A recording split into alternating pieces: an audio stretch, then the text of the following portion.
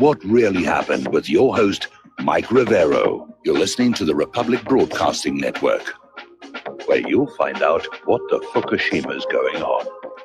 And aloha, America. Welcome to our show today. It is Wednesday, April 4th, 2018, middle of the day, weekday, hump day, starting that long, slow glide down to Pauhana Friday. And we have got a lot of stuff to talk about today, and I really do mean a lot. The phone lines are open, 800-313-9443. Sam is in our control room today, ready to answer the phone. But I'm going to ask you not to call in unless you've got something really important to share with us, because we have so much in our talking points list to get through today. Don't just call in to hear your voice on the radio, but if you've got something important to say, go ahead and call on in.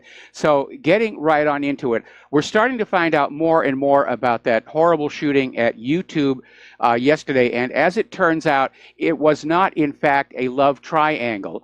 The shooter doesn't even work for YouTube. She's from San Diego, California. And apparently she literally drove up the length of California to San Bruno to attack YouTube. And the issue was about censorship and demonetization. Apparently this shooter, Nassim Aghdam, is a Muslim vegan animal activist. She's 39 years old. She lived in San Diego, and she was very active on YouTube, and she had a lot of followers. And apparently she was doing videos about veganism. She was doing videos, exercise videos, where she'd exercise in front of a green screen and there'd be a background. She's very attractive, and apparently she was upwardly mobile in terms of her career. And she had no direct connection with YouTube other than her YouTube channel. And she was very angry that her channel had been demonetized by YouTube. And so we have this Muslim, vegan, animal activist, you know, you're just another typical Southern good old boy NRA member that we're dealing with here. And apparently she was very angry. She had a vendetta against YouTube, and apparently this is another classic case of the police just not following up, because her father called the police concerned about her anger at YouTube, and then of course she disappeared and the family didn't know where she was, and it turned out she was driving up California. And interestingly enough, just hours before the shooting occurred, the police had found her sleeping in her car, and they had just let her go. Now, the family, again, they warned the police that she might do something about YouTube. She was apparently very, very angry.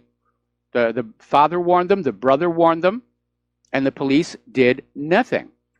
Now, all of Nassim Aghdam's videos have been taken down. She's been purged from social media. But interestingly enough, one of the videos showed her doing squats. One of the exercise videos, she was doing squats in front of the flag of Israel to the music of Hava Nagila. And people are scratching their heads and wondering about that. Now, she apparently in her posts said she was Persian, but whether that related to her religion or not is unclear. Interestingly enough, the corporate media is trying to downplay this lady's Muslim background because it's only fueling the anti-immigrant, anti-refugee furor, if you will. And so Mashable, when they posted a picture of this Nassim Aghdam, they lightened her skin and they gave her green eyes. I mean, talk about fake news. So again, the question that nobody is asking, it needs to be answered, was she on prescription antidepressants? And looking at her eyes in some of the videos, I have to wonder. The eyes were a little wider than you would normally expect. But again, very attractive lady on her way up. Apparently she'd actually done some commercial work. So being demonetized shouldn't have pushed her over the edge. I've been demonetized. I'm not on my way to YouTube. Anyway, let's take a phone call. Mur in Wisconsin, aloha. Welcome to the show. What's on your mind? Hi, Mike. Yeah, I was up late again last night, got entrenched in looking at this, and turns out her spiritual direction is Baha'i. Now, after Sandy Hook, they also had a big thing about Baha'i. This is out of Haifa, Israel, and it is the planned one world religion. Okay, well, that would certainly explain the exercise video in front of the flag of Israel. Wouldn't it, though? Yes. Okay, I can send you some links in your email if you'd like. Yes, I would like to see that. Thank you very much. You're welcome. Bye-bye. Bye-bye.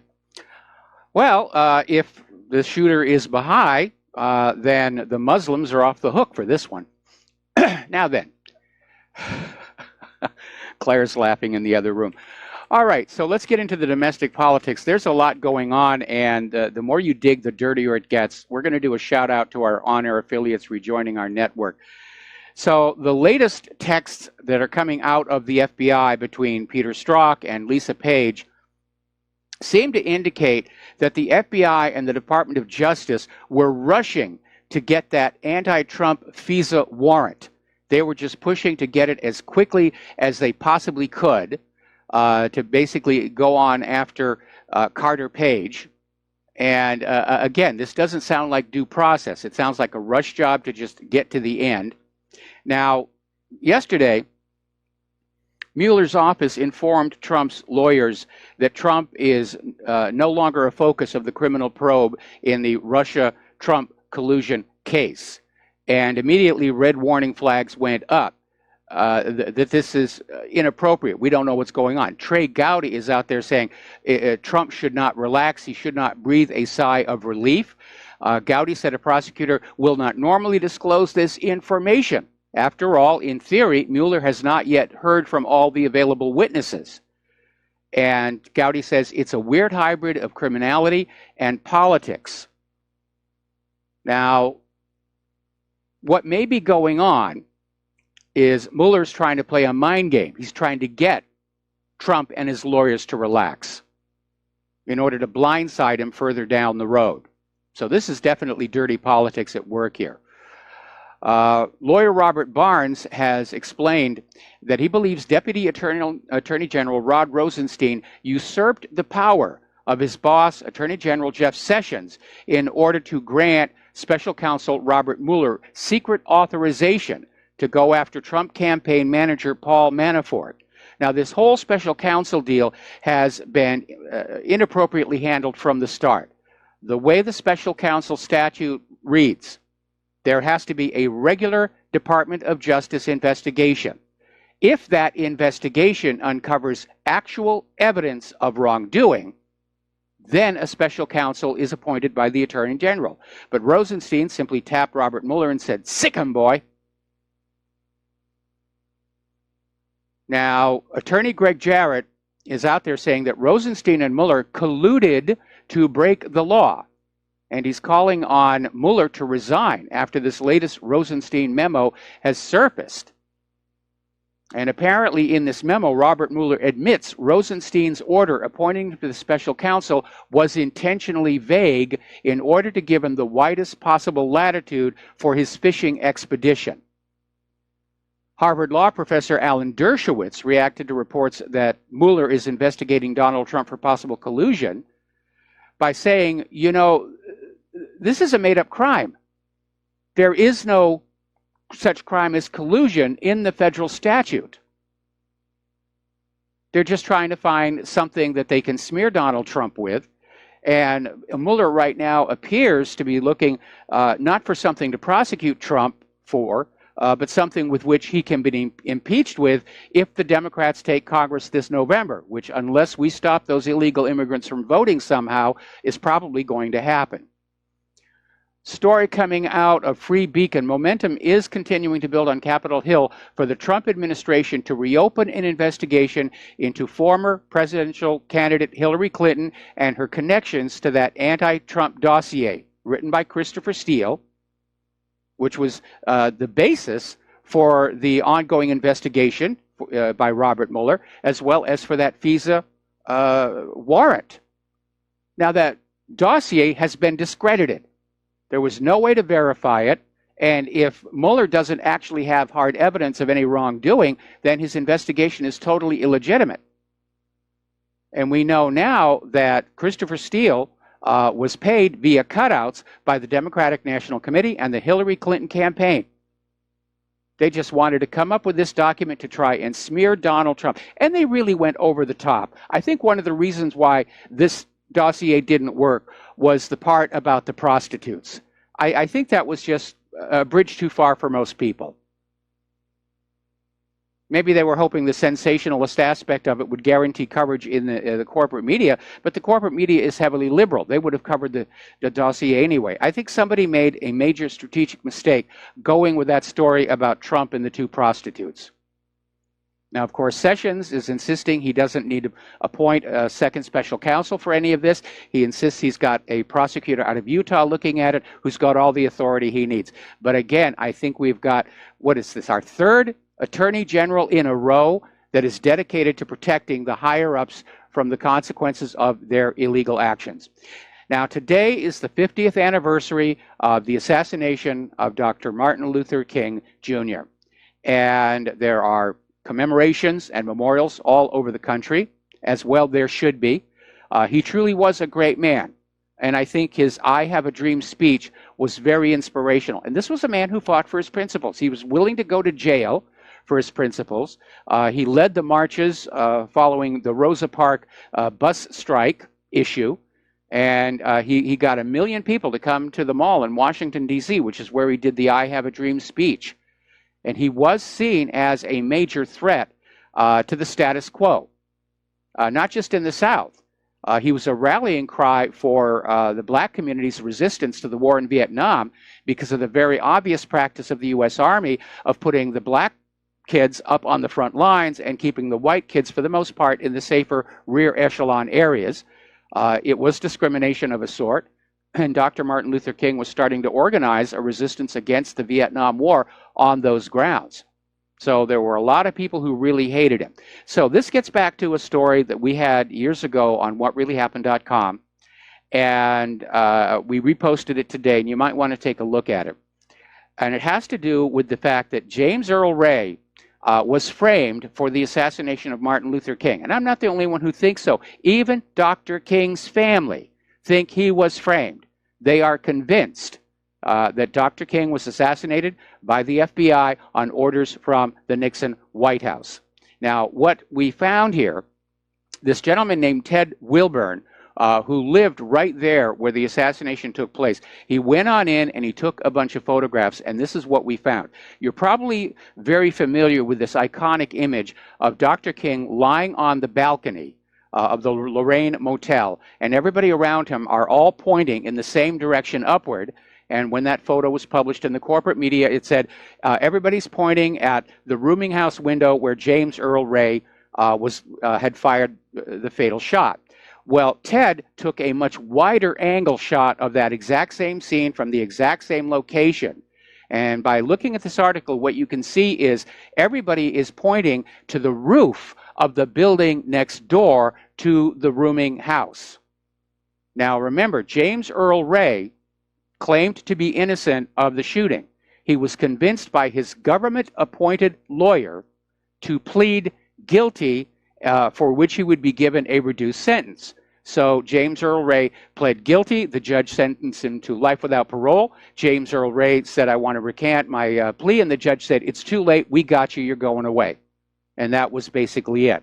And James Earl Ray died in prison of an illness that could have been cured had he been allowed to leave the prison. Now, a little postscript to this involves the rifle that was planted on James Earl Ray, because as it turns out, it had a manufacturing defect. Every single bullet fired through that rifle has a deep gouge along one side. And the bullets that were removed from Dr. Martin Luther King do not have that gouge. And on the basis of that evidence, James Earl Ray was trying to petition for a new trial. And the FBI said, well, no, the rifle was improperly cleaned. We'll have to have another ballistic test somewhere down the road. And they knew he was ill, and they just stalled and stalled and stalled until James Earl Ray died. And the judge threw the case out of court, saying nobody else had standing to reopen this case. Now, looking back with the hindsight of wisdom, after Saddam's nukes and Assad's sarin gas and all the rest of it, it's easy to see the pattern of deception and cover-up that has come to characterize the assassinations carried out by the U.S. government, whether it's Dr. King or John F. Kennedy or Robert F. Kennedy or whoever. It's a very bloody business being at the high levels of the United States government. But we need to remember that Dr. Martin Luther King was assassinated by the deep state. And even Dr. King's family agrees James Earl Ray was framed. He was the patsy, just like Lee Harvey Oswald was the patsy. Now, getting into the war zones, another convoy of militants and their families have departed from the district of Duma in eastern Ghouta under the agreement with the government. According to SANA, the convoy consisted of 24 buses, including 1,198 militants and their families, and was set to move to the northern part of Aleppo province, which is controlled by the Turkish forces. And on April 4th, which is today, another batch of militants reportedly started preparing to leave Duma. So this is all but over. The militants are leaving. ISIS is gone. Meanwhile, as the militants pull on out, the Syrian army continues to go through what they've left behind, and once again, they have found documents confirming U.S. covert cooperation with the Eastern Ghouta terrorists. It just keeps happening time and time and time again. Now, remember where Trump the other day said that we were pulling out of Syria, let somebody else take care of it. And then Saudi Arabia said the U.S. should stay on in. Well, apparently Donald Trump has done a 180. He agreed in a meeting with his national security team to keep U.S. troops in Syria until ISIS is defeated. Well, ISIS has been defeated. And what this tells us is that in point of fact, Donald Trump is not in control. He may be the president, but he's not in control. He's not acting presidential. He's not the boss. He's just a facade for the real power behind the throne, the neocons, the war hawks. Now, getting on down to Great Britain, this little kerfuffle with Russia over the Skripal poisoning is turning into a disaster for Great Britain. And one of the articles about this is from Russia Today. Britain's establishment is desperate for Russian guilt and will ignore anything to get it. And it's not just Russia who's saying that. Livingston is saying that Britain's Skripal claims is just lies and smears. And of course, Britain is now being forced to backtrack because Porton Down could not find any evidence that the Novichok that was used to attack Skripal came from Russia. Remember, yesterday they came out with that new spin saying, well, even if somebody else did it, and even if the Novichok came from someplace other than Russia, it had to be done with Putin's permission, which nobody was buying that. They're trying to Iraq Russia. Oh, Russia's got chemical weapons. They're coming to use them on us. We must attack them first. Now, the Organization for the Prohibition of Chemical Weapons is saying that it will provide Moscow with data on the Skripal case only if Great Britain shows what they're terming politely to be goodwill. Of course, nobody's expecting London to do that at all. London is trying to basically keep all the actual hard data under wraps and basically just rely on, trust us, we're the government. We would never lie about something this important. Now, the British Foreign Office has now backed off and said they never claimed the nerve agent came from Russia. They tweeted that, and they've now deleted that. So they got caught in a lie. Yes, the British government is lying. We'll be right back after these words from our sponsors. Aloha, America. Welcome back to the show here. And before we get back to the news and phone calls, if you can help out Republic Broadcasting, we really do need your help. We're in a war with the corporate media. We're in a war with the war hawks. We're in a war with the U.S. Government itself. They need to lie you into a war. We're trying to truth you into peace. So if you can help on out, the address where you can send a check, money order, or if you prefer anonymity, cash, is Republic Broadcasting Network, 2251 Double Creek Drive, number 302, Round Rock, Texas, 78664. And the phone number, if you want to call on in and become a recurring subscriber, is 800-724-2719, extension 03. And don't forget the front site promo that's going on right now. I understand that's doing really, really well. A lot of people have taken advantage of that. And for $500, you can get a lifetime commander membership at the Front Sight Firearms Training Academy.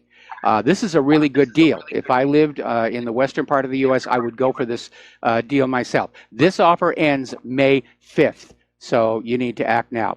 All right, let's grab a phone call now from Terry in California. Aloha, Terry. Welcome to the show. What's on your mind? Hey, Mike, I really can't let this go by. I'm going to have to ask a question, then hang up, and you answer later. I'm a Vietnam veteran, Marine Corps, worked all over I-Corps, and I wonder where in the world you got the information that we put the blocks out in front when the white kids were in the back. That's it. Goodbye.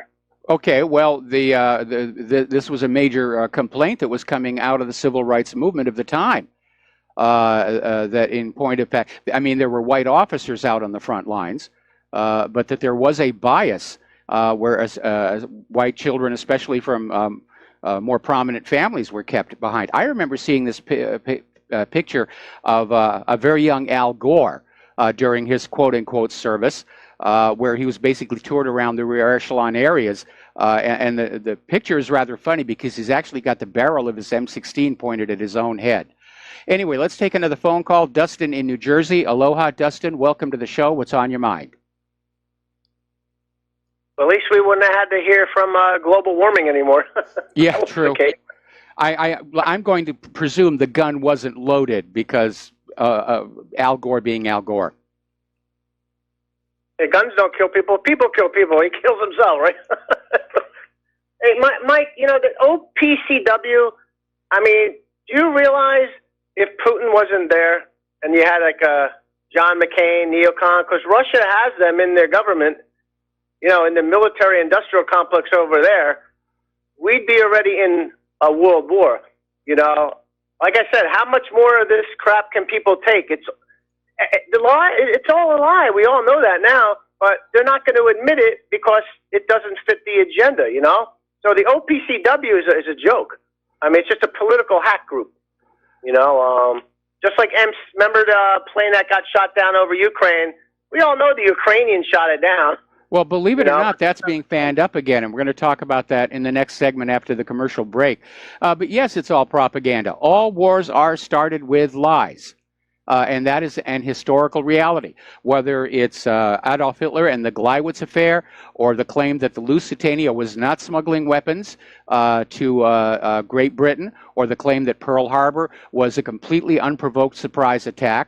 Looking back on history, we've come to understand how these things are maneuvered and manipulated, and the public is lied to. Torpedoes in the Gulf of Tonkin, Spanish mine in Havana Harbor. How many more times do you have to be lied into a war before you say, I will not be lied into any more wars? My children are too precious to me to let them be killed and crippled on the basis of lies, frauds, and hoaxes. Well, you got the Power Siberia pipeline going into China that's being worked on. Going to be completed sooner rather than later. It's ahead of schedule. You have Nord Stream 2, right? You have Turk Stream. So, I mean, the British, if they really want to go to that point, you know, when it comes down to it, the next cold spell where they have like 0-degree weather, the Russians are, they should, you know, Putin should come out, whoever's, and if because this is going to drag on, Mike, you know that, until there's a war. It's going to come to the point where the Russians need to come out with a press conference and say, you know, we had it. You mean we've had it? Okay, yeah. Russia's not going to do that. You know, Putin is trying to avoid doing anything that will escalate the situation. The escalations are all coming from the West, from Great Britain with the Skripal nonsense. We've got a lot of American politicians saying, well, McMaster's said, we have not punished Russia enough. We have not made this costly enough for Russia. So all of the provocations and escalations are coming from the Western side. Putin is playing this very, very cool. He's playing it like a chess master, and he doesn't want a war. China doesn't want a war. The United States wants a war. They feel they need a war. And all of the NATO and U.S. allies, they feel they need a war to get out of the mess that they've made of their own countries. And it's a game they've played twice before, with big mistake number 1 and big mistake number 2. Anyway, Dustin, we got to let you go. We got to take a break for commercials. We're going to come back and take one more phone call. Then we're probably going to close the lines for a while because I need to get some news out here. We'll be right back. Aloha, America. Welcome back to our show. We're going to take one more phone call. Then we're going to close the lines because I've got a lot of news to get through today. So, Peter in California, aloha. Welcome to the show. What's on your mind? Mike, I'll make it real quick, but the guy who called in from the Marine Corps in Vietnam, you're right. Blacks disproportionately served in the military in Vietnam. They disproportionately served in the front lines. The reason for that, and the reason for this guy's incredulity, which you could hear in his voice, is was going on where white kids for a long time, so the last year, could get a college deferment or with a little political connection, get into the National Guard like George Bush, or they could get out completely like Bill Clinton, for instance. So they had deferments open to them that black kids didn't have as much of. Secondly, the Marine Corps, which didn't rely on the draft, they relied but relied mostly on volunteers. They didn't have that sort of thing. They were volunteers. They had less blacks in the Marine Corps proportionally. So the disproportion happened mainly in the Army. The third thing was the AFQT Armed Forces Qualification Test, which is basically an IQ test and classifies you. There was, we lost 10,000 helicopters. That's a lot of helicopters to be fixed. The people who scored the highest got in the technical branches of the Army. The people who scored the lowest went into the infantry. That was disproportionately black kids. That's it. Yeah, that is. And then, of course, later on, there was this claim that the IQ tests were themselves racist. Thank you for the phone call, Peter. We're going to let you go. I got an email from somebody who's a Native American saying that their cousins and brothers, when they served in Vietnam, were also put on the front lines under the excuse that they were better trackers than the other servicemen. So, again, there was a racial bias in those deployments here. Now, getting on back to this whole Skripal situation, the British Foreign Office is now denying that they ever claimed the Novichok came from Russia, but they had actually tweeted that out on their Twitter feed, and then there was that Boris Johnson interview that said exactly the same thing. Now, the Foreign Office has deleted the tweet. They were caught doing it, and that's made matters worse. And so now everybody is understanding this was just a huge lie. And so the Labor Party is out there rebuking Boris Johnson, saying he's got egg on his face and that he misled the public on the Novichok source. And yes, he did. Now, a top German Christian Democratic Union politician is blasting Britain for the absence of evidence in the Skripal case because Germany, going along with Great Britain, expelled 4 Russian diplomats. And that damaged relations between Germany and Russia, and that damage didn't need to occur. And so Germany's politicians are getting very, very angry and upset that they got suckered in on this deal to their own detriment. Now, Vladimir Putin, remember what I just got done saying. He wants to keep things cool. He wants to de-escalate the situation, and he's out there saying he's not interested in apologies. He just wants some common sense. He wants common sense to prevail and just say, we have this crime, we have an attempted assassination, we have this agent, this nerve agent, we don't have anything else. So now that the Skripal is all the fault of Russia narrative is crumbling, quick, let's have a distraction. And so now there's a story that appeared just today coming out of Sputnik News, where the Dutch prosecutors looking into the downing of Malaysian Airlines Flight 17 have now come out with the conclusion that the reason there is no radar track indicating a Buk missile rising up from Russia to strike Malaysian Airlines Flight 17 is that it was flying so fast it was invisible to radar. That's it. They're trying to flog this dead horse one more time. So their rationale is the fact that they did not see the missile come from Russia on radar is now their proof the missile came from Russia. Now don't forget, Russia's got radar data indicating a missile came up from the Ukrainian-held areas. And I still think there may have been an attempt to shoot down Vladimir Putin's presidential jet that went wrong, because that jet was in the same area as Malaysian Airlines Flight 17. Putin's jet is a converted Russian commercial airliner, not as grandiose as Air Force One, and it's painted in a livery that is strikingly similar to that of the Malaysian Airlines. And there's that story about this, the Ukrainian pilot who basically landed on his airbase with empty pylons on the wings, just freaking out saying, I got the wrong plane, I got the wrong plane. Facebook has stepped back in to try and distract from the embarrassing Skripal disaster by saying, oh, we found more Russian accounts than previously acknowledged. We found more than 200 Facebook and Instagram pages controlled by a Russian organization that meddled in the U.S. presidential election. And then it goes on to say these pages and accounts were all in Russian. Okay, Facebook, how does a Facebook page or an Instagram post influence the U.S. presidential elections by doing it in a language very few Americans actually speak? Let's just talk about that one. Now, as I mentioned before, the outgoing National Security Advisor, H.R. McMaster, is saying the United States has failed to impose sufficient costs on Russia, and that this is emboldening the Kremlin.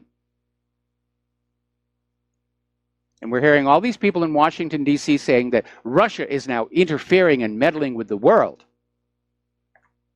that Russia is limiting the ability of the United States to exert its influence over the world. In other words, Russia's cutting in on our action. They're cutting in on our toif. You know, get the button, men. We're going to the mattresses here. Now, do you remember when Crimea voted to secede from Ukraine, and then they voted to merge with the Russian republics? It caused a great deal of difficulty because Crimea's primary connection with the land still goes through Ukraine, and Ukraine started shutting those down. So Russia said, no problem, we're going to build you a bridge, and the bridge is open for car traffic 6 months ahead of schedule. We ought to get those Russians to build this light rail system here at the bottom of the hill, which is like 3 years behind schedule at this point.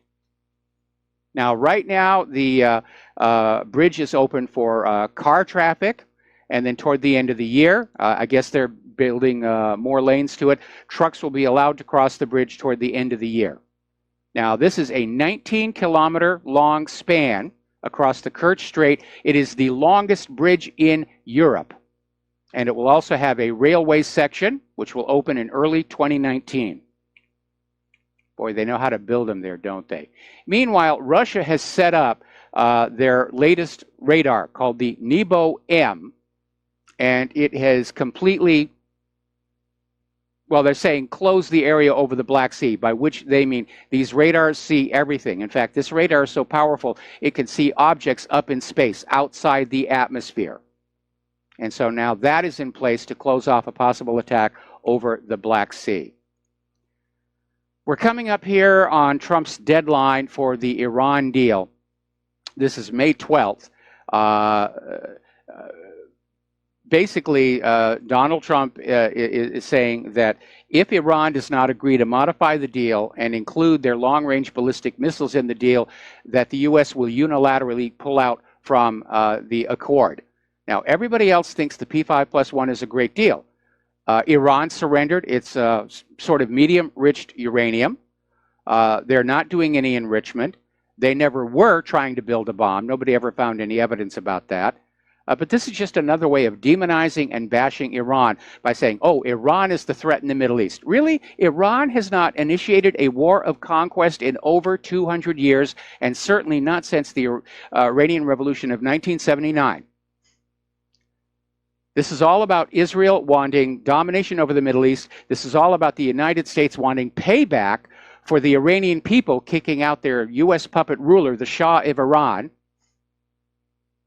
It's the private central bankers wanting to erase one of the few remaining countries on earth that don't subscribe to private central banking. Now, Iran is not going to surrender those long-range missiles. They don't have nuclear weapons, but they need to have some kind of weapons to deter an invasion or an attack. Frankly, they're already overmatched. Both the United States and Israel have nuclear weapons. But I don't think they're going to back down anymore, because they've already seen what happens in other countries that agree to disarm. The U.S. will come on in, and the U.S. will say, if you will give up this or that thing, we promise we'll leave you alone. They did it in Iraq with the chemical weapons. Saddam surrendered them under UN supervision, and the U.S. invaded anyway, screaming about non-existent nuclear weapons. Syria surrendered all of their chemical weapons. The U.S. attacked. Iran would be an idiot to give up any more of their weapons. So would North Korea.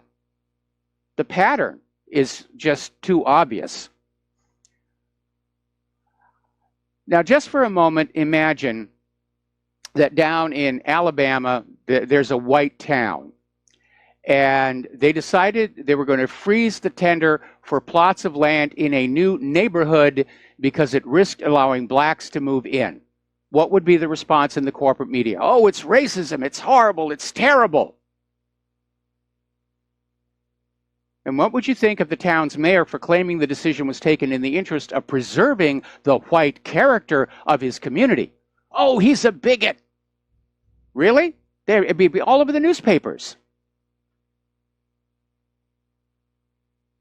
But if you replace the word white with Jewish, this describes what just happened in Kfar Vradim, a small town of 6,000 residents in Galilee in Israel's north. And Vradim's policy cannot be judged in isolation. It apparently is quite common all over Israel, where there is discrimination against Palestinians buying land and buying homes. But it's okay for Israel.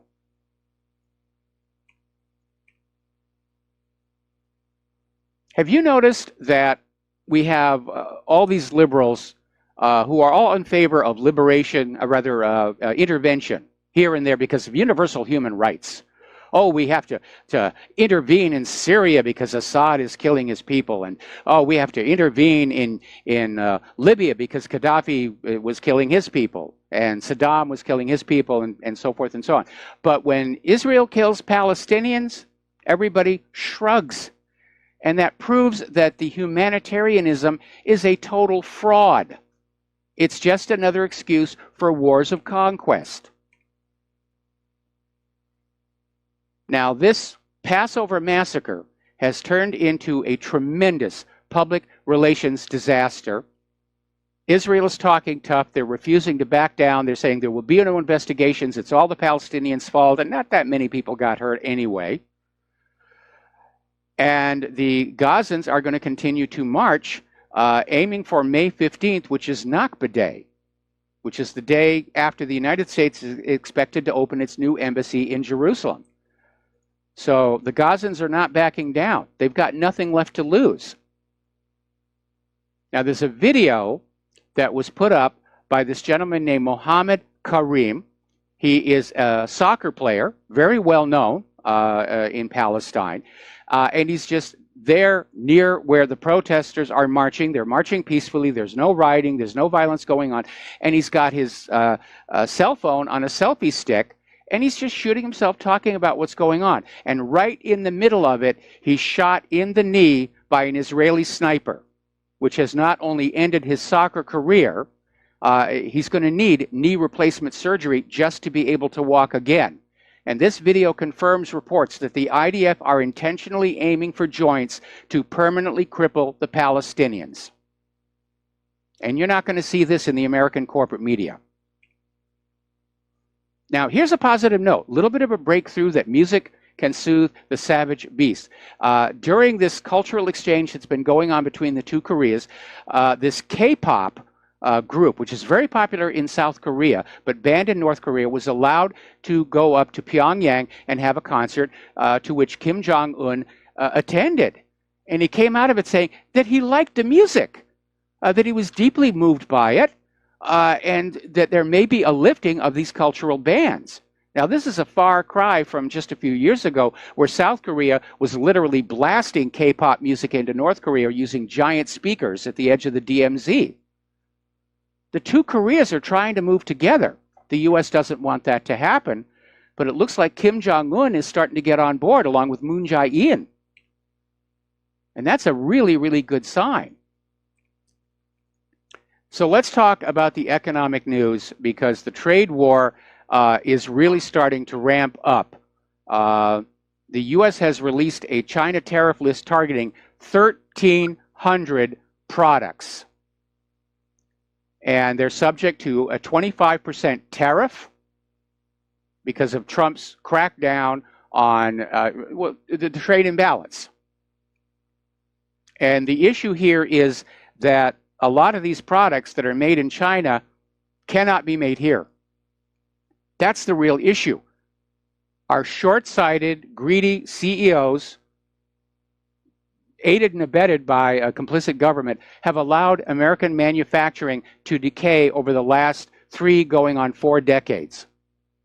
And the reason that China is such a manufacturing powerhouse, they know how to make things. And the United States has forgotten. We can't actually make an iPhone here in the United States. And so what's going to happen is that the American consumer is going to be forced to pay 25% more for the same Chinese products, which the government will collect as yet another tax on the American people. And until somebody starts actually pulling back from all this military spending and investing in new factories, nothing's going to change. This was a bad, bad idea. Now, do you know how Donald Trump is at war on Amazon? Well, an interesting little story has just surfaced out of ORAS. Apparently, Trump dined with Oracle co-CEO Safra Catz Tuesday night.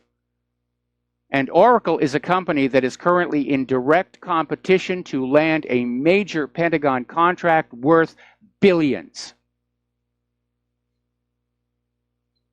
Now, something is going on, because if nothing was going on, Trump would have to know better than to be meeting with this co-CEO when this contract is still under negotiation and he is publicly attacking Oracle's competition for this contract.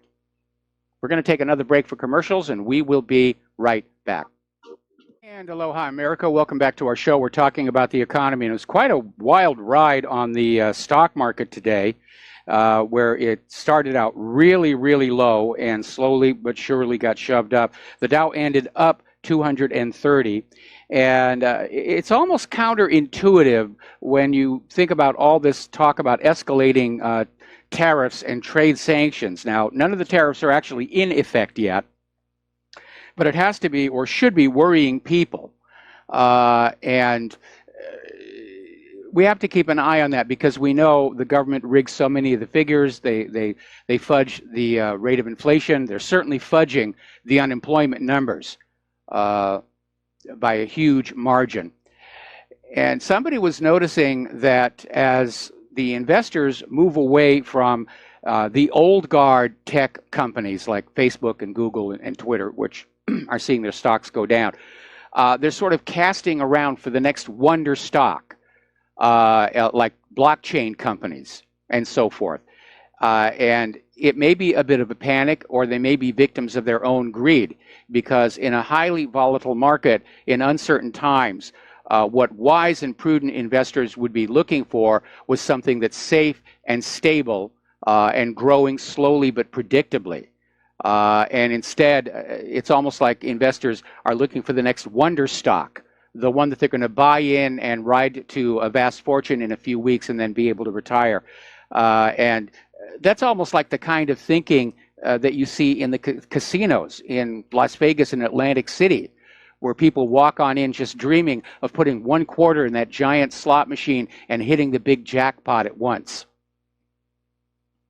Or people who buy a lottery ticket, dreaming that they're going to win the entire 50 million or whatever. It's not realistic. And it shows that investor thinking on Wall Street is less about cool analysis and more about magical and wishful thinking here.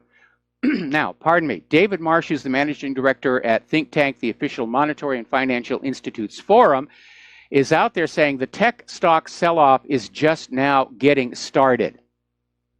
And he's had this interesting little comment saying, you put them on a pedestal one day and they're great, and you knock them off the next day. And it's obviously bad for investors, and it's bad for the underlying company. Volatility can actually harm the company whose stock is being traded, along with the various pump and dump scams that are out there. There have actually been companies that have done a great business. They have an IPO, and then they get targeted for a pump and dump by the scammers. The stock gets run way on up. The scammers make their profit. The stock crashes, and the company, through no fault of its own, it's driven out of business, and all of its employees let go. This is why there has to be regulation of the financial markets. But all we hear from Wall Street is deregulate, deregulate, deregulate, and all we hear from Washington, D.C. is, sure, we trust you, you'll be fine. Now, a lot of people are starting to pick up on this story. There's $21 trillion missing from the United States government. That's $65,000 for every person in America. That is a lot of money. Where did it go? And is it really just $25 trillion that's gone missing? There's no real full-on audit of either the U.S. government, the Pentagon, or the Federal Reserve. We're just supposed to take their word for it. But that may be the reason they're trying to basically change the Constitution. The American people are waking up to just how much real wealth has been sucked out of their pockets by this banker governmental industrial complex. I'll come up with a better name for it during the break here. But that's why they want us disarmed. They're realizing that Americans, when they lose their homes, when they lose their savings, when they can't even eat, that's when they're going to get angry. We're going to take a break now for station identification. We're going to be back here with hour number 2. And aloha, America. Welcome back to our show, hour number 2. The phone lines are still closed because I got a lot of news to get through here today. Over in France, the country is going through a serious crisis. There's a rail strike, a major rail strike across the entire country against President Emmanuel Macron, who is basically trying to continue with a liberalizing overhaul of the nation and its infrastructure. And it's angered the rail workers, who are now conducting rolling strikes. And apparently 33% of all train staff and more than 75% of the drivers have walked out. And this is causing massive disruption all across France. People can't get where they need to go. They can't get to their jobs. Cargo cannot move. And it's a real serious situation over there. But we're starting to see people in all kinds of countries starting to push back at what people see as a very bad direction for their countries. Now, over in Russia, their independent SWIFT system, they don't call it SWIFT, it's something else, but it's a parallel to SWIFT, and it's all ready to go. They've got it set up and ready to launch, and Rosneft, which is the global oil giant, is saying they're ready to switch over in an instant if Russia gets shut out of the SWIFT system as part of Western sanctions. So they were very, very smart to get that up and running and online, because it looks like the U.S. is not going to back down. They're pushing for direct confrontation with Russia. Meanwhile, over in Africa, they have created their own equivalent of the World Trade Organization. All the African nations are getting together, and they're going to decide for themselves how to conduct trade amongst themselves. So all these Western-dominated systems and organizations, World Trade Organization, SWIFT, all of it, they're being bypassed. The rest of the world is just really sick and tired of Western hegemonic domination, because it's gone on for way too long, and it has not been fair. It has not been even-handed. It's basically seen as the face of Western imperialism. Now, interestingly enough, over in West Virginia, Governor Jim Justice has just signed into law a bill that says anybody receiving food stamps in West Virginia will have to work for them. an equivalent amount of work. You're getting the food stamps, but before you can accept them, you have to work so many hours in jobs that are being set up specially for food stamp recipients. Now, this may trim back some of the people who are just on food stamps because they don't want to work. The downside will be that people who are on food stamps who can't work may be harmed by it. So we'll see what's going to happen with that. Meanwhile, over in Oklahoma, where the teachers are on strike there for poor pay, it is coming to light that most of the teachers in Oklahoma, just to survive, have second and third jobs, and that some of those Oklahoma teachers are also on food stamps. And there are teachers who are out there working jobs. One of them is a rodeo announcer, which is kind of cool, kind of fun, doing cabinetry work, second teaching job in handicap centers. And teachers who are working those really, really long hours, they're going to be tired, they're going to be inattentive, they're not going to be focused in the classroom. Now, starting in 2019, the United States will give Israel $38 billion over the next 10 years. That's $3.8 billion per year, which is $10.41 million per day. Why are we not spending that money on our teachers? That's what I want to know. Well, because we're being ruled by a foreign puppet ruler.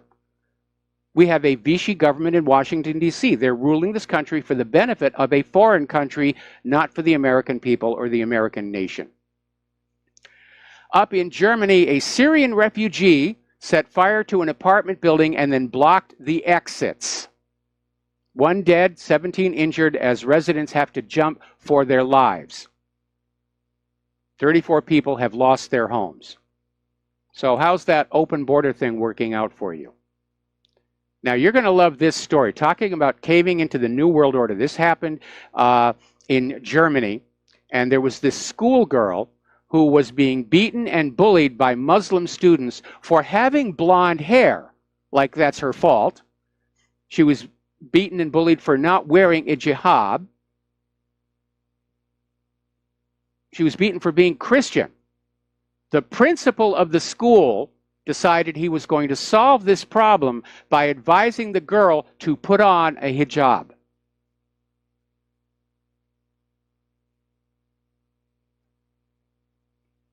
If I had a student in that school, they'd be out. Private school or homeschooling. When you have the school officials and the teachers pushing this New World Order, lets everybody blend in, the women all have to wear hijabs to keep the peace, that's it. That's the end of the line as far as I'm concerned. Now, Huntington Beach is joining the fight against sanctuary city status. The City Council voted 6-1 to sue the state of California over Senate Bill 54, which was the bill that would protect illegal immigrants by limiting cooperation between local police and ICE agents. Well, frankly, that entire Senate, everybody in that Senate who voted for Senate Bill 54 is in violation of Title 8. They should be arrested.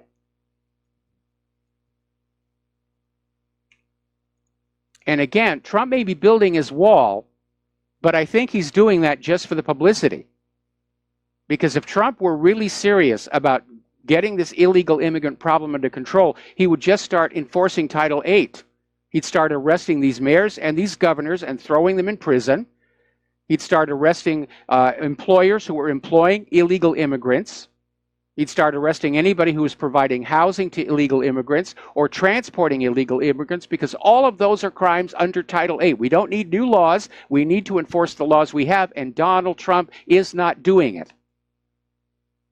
Another reason to suggest that he is not really in control. He's not really the boss. He's just a facade, a front for the people who are really in charge.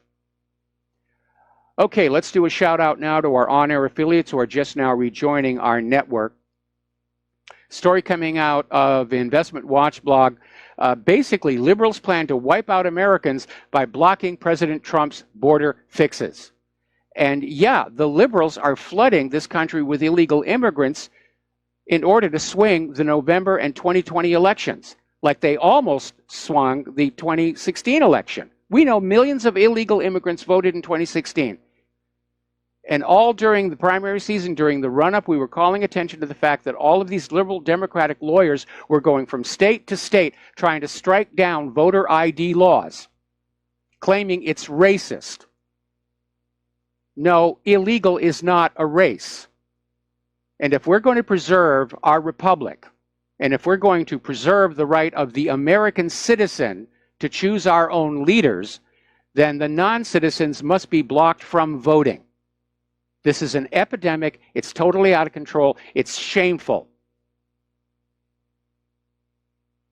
And if Trump doesn't do something about it, he's going to lose Congress in November, which means he's probably going to be impeached. And if he survives impeachment, he's going to be a one-term president. And I don't understand why he doesn't understand that.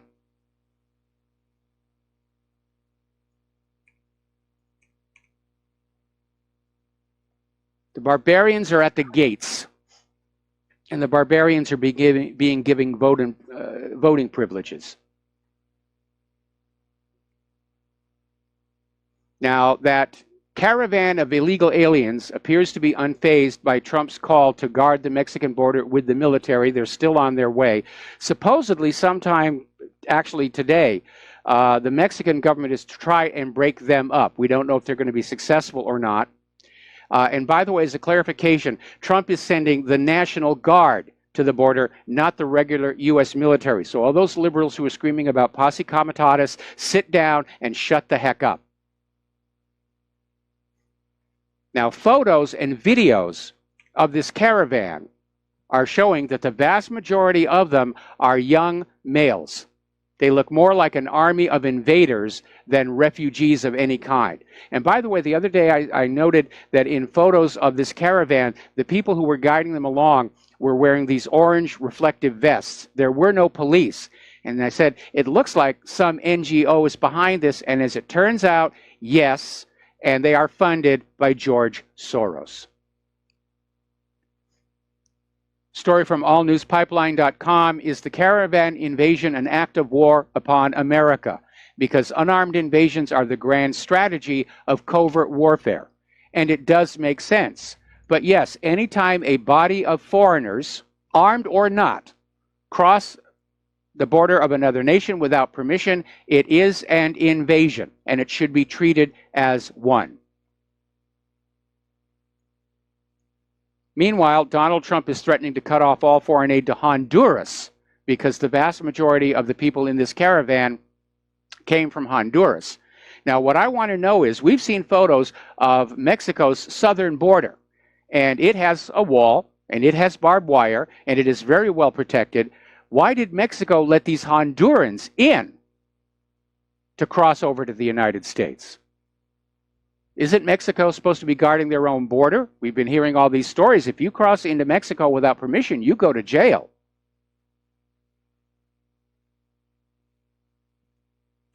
It's a huge mess. And of course, Trump is pointing out that the reason we're in this mess is that our immigration protections were stripped under the Obama administration. He's saying Obama made changes that basically said there was no border. No argument there. That's what the liberals have been arguing for. You know, a borderless world. Everybody can go anywhere they want.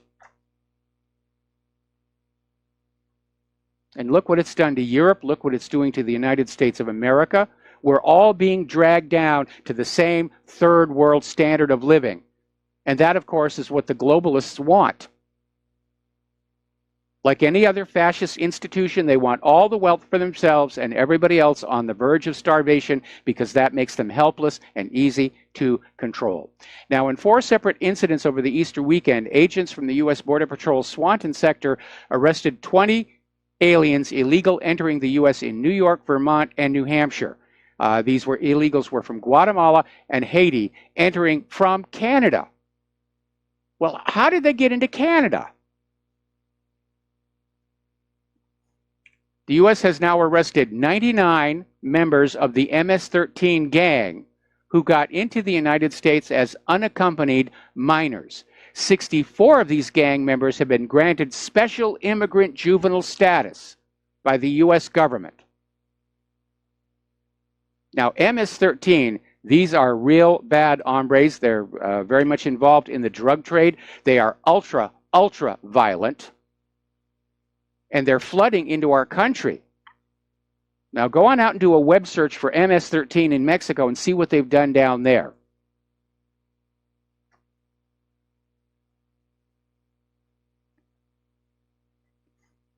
Now, a lot of people are still talking about how the Democrats are trying to obstruct what Trump is trying to do for immigration.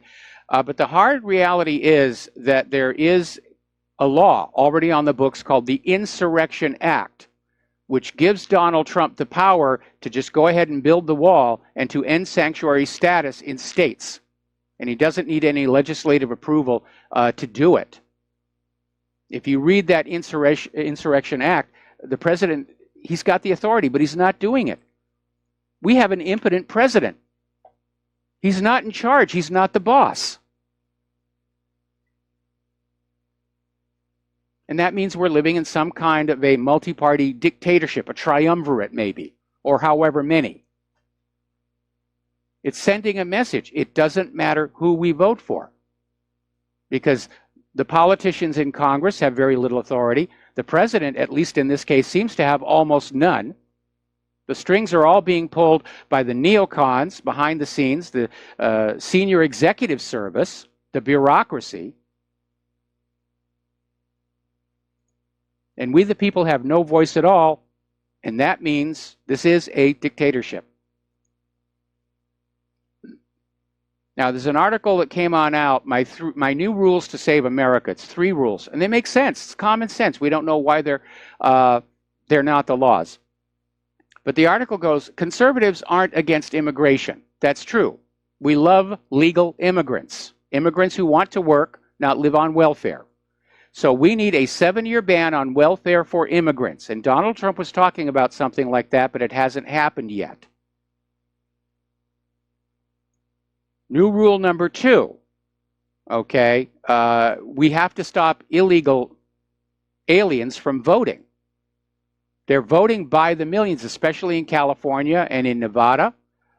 Remember, CNN's poll 10 days before the election showed Trump winning Nevada by 7 points. Then he lost by 27,000 votes. Why? Well, CNN's poll was only polling the legal American citizens.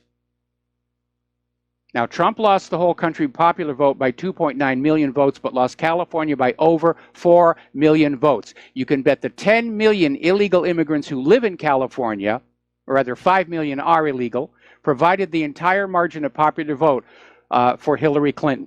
So she didn't really win the popular vote, because the popular vote is supposed to be among legal American citizens entitled to vote. And illegal citizens, illegal immigrants are not supposed to vote. They're not supposed to register to vote. They're not supposed to get driver's licenses. They do not, in fact, have any rights in this country if they come in here illegally. They're criminals. And they're being welcomed with the red carpet. The illegal immigrants and the refugees are getting better treatment than the American citizens. I was talking with a friend of mine about, the hoops we have to jump through to renew our driver's licenses here in Hawaii. We have to show a birth certificate and a passport and our original Social Security card, which is rather hard for people in our 60s. My card dissolved back during the Nixon years. Meanwhile, if you're in California and you're an illegal immigrant, they're just handing them out. It might be easier for me to leave the country, sneak in across the border, learn how to speak Spanish, and say, I'm an illegal immigrant, I need a new driver's license.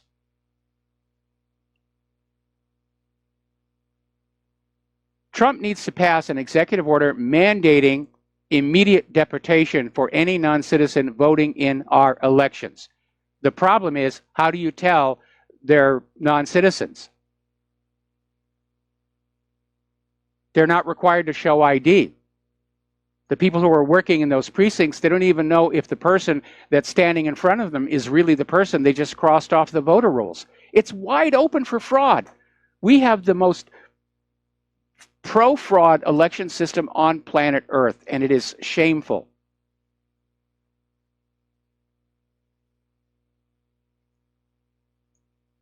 Now, President Trump needs to build the wall. He promised it would be paid for by Mexico. Mexico's balking at that. But there are three ways the wall would be paid for without costing U.S. taxpayers a dime. By eliminating welfare for illegal immigrants for the first 7 years, that will pay for the wall. Lowered costs for law enforcement dealing with MS-13 gangs and other illegal immigrant and refugee crime will pay for the wall. We have to look at all these policies of the U.S. government that are just a drain on the Treasury: illegal immigration, refugees, the wars, all the money being given to foreign governments. And then you understand why the quality of life for the American people who are expected to pay for it all is in decline. The American people should be very upset. They should be angry with what's going on. And they shouldn't be complacent. I'm not encouraging violence, but I think the time has come for people to start allowing themselves to be angry. To heck with anger management, I am pissed off. That should be the new slogan for the American people.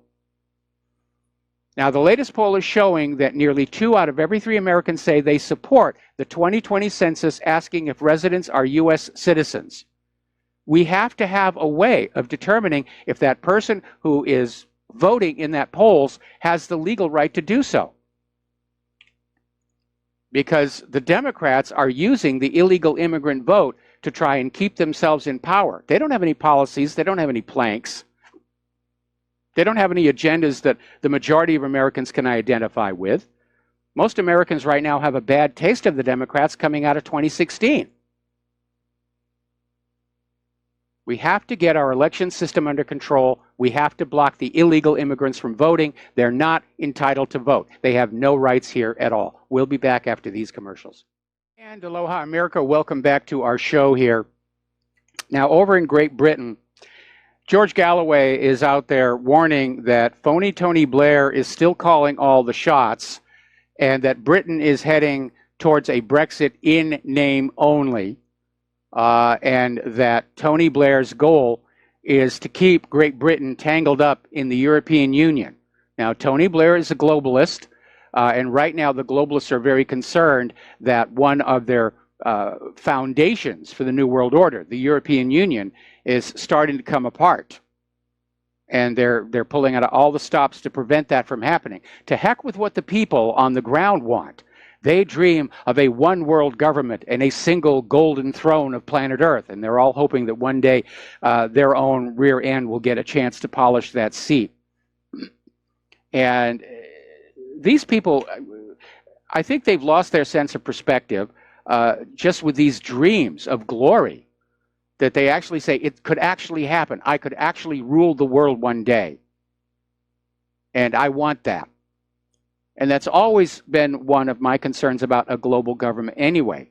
We have seen in all political structures, no matter the size, that there are going to be individuals who covet that top position so much they'll do anything to get it.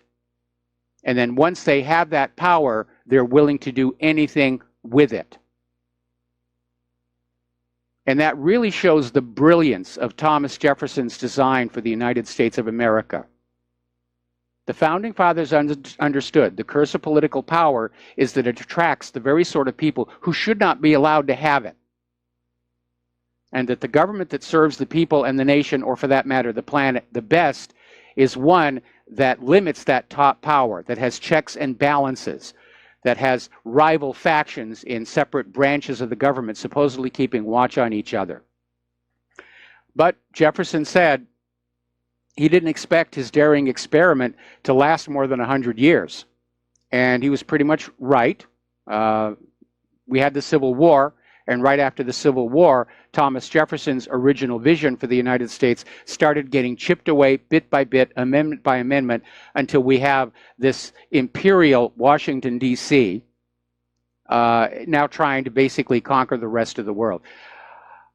I got an interesting email here responding to my comment about barbarians at the gate. He says, is it not a tried and true tactic to bring down empires with hordes of invading barbarians?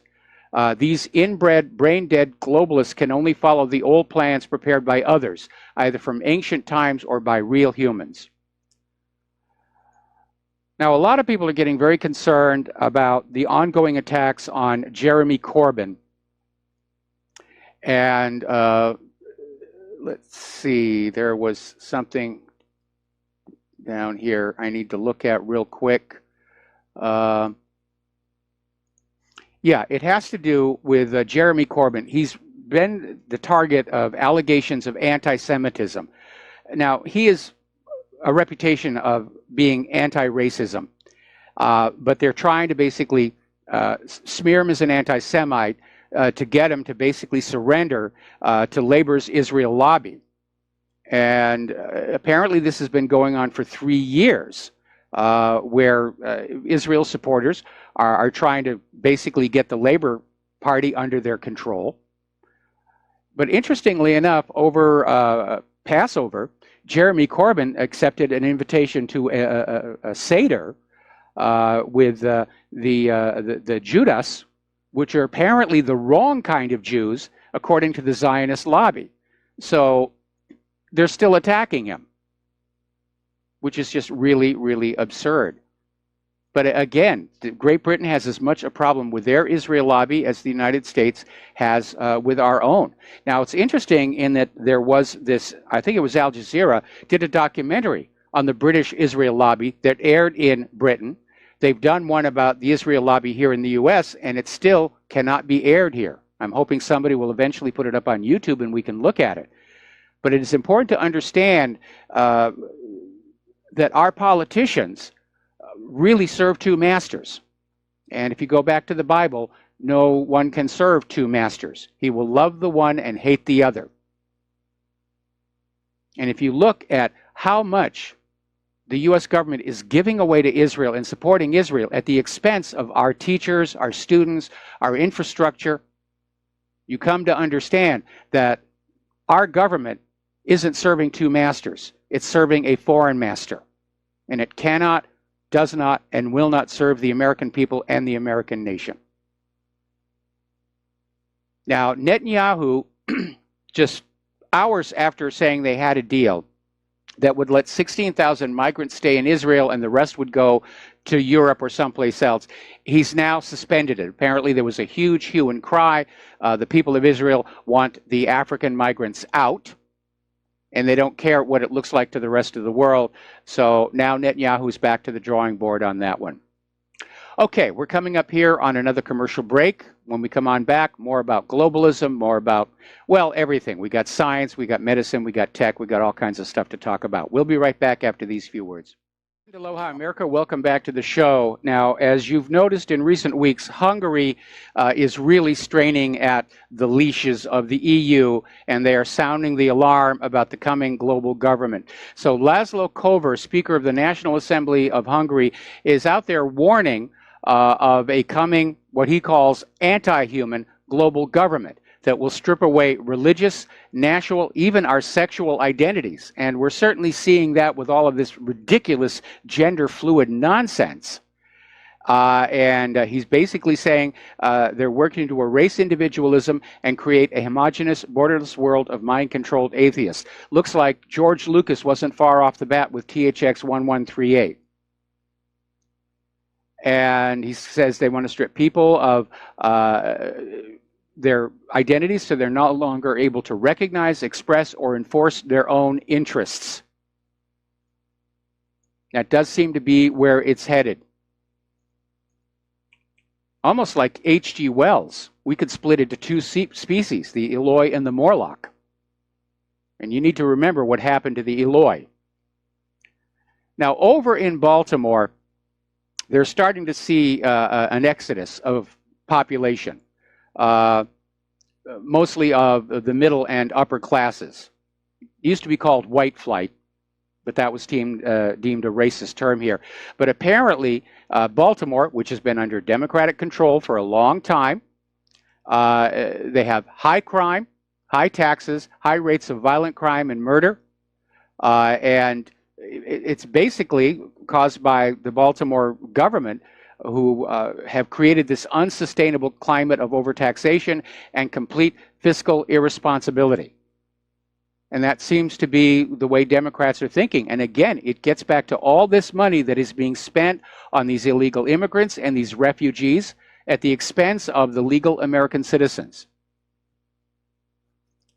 we're in the bread and circuses phase here. The Democrats are running the arena. The illegal immigrants and the refugees are sitting in the Coliseum getting their free bread. And as long as they cheer on the emperor, all will be well. Now, down in Orlando, there's apparently this wife of a Democratic congressman got kind of drunk at the Disney park, and they very gently tried to walk her on out and put her in an Uber car along with her mother. And the woman began swearing at the driver and the sheriff, at which point she was arrested, and she kept screaming that because she's the wife of a congressman, she can do whatever she wants. And there's another insight into the mindset of members of Congress here. Now, here's a very alarming story, and this just came on out. You know about the stingrays. These are the phony cell phone sites police use to spy on people. It's a cell phone tower simulator where it'll intercept the cell phone signals so that they can be examined. Then it will forward the signal onto the regular cell network. Well, the Department of Homeland Security has discovered that there are multiple rogue cell phone site simulators all over Washington, D.C., and they don't know who put them there. It's certainly not part of the police operation, and the concern is it's part of a system to spy on members of Congress and other government officials.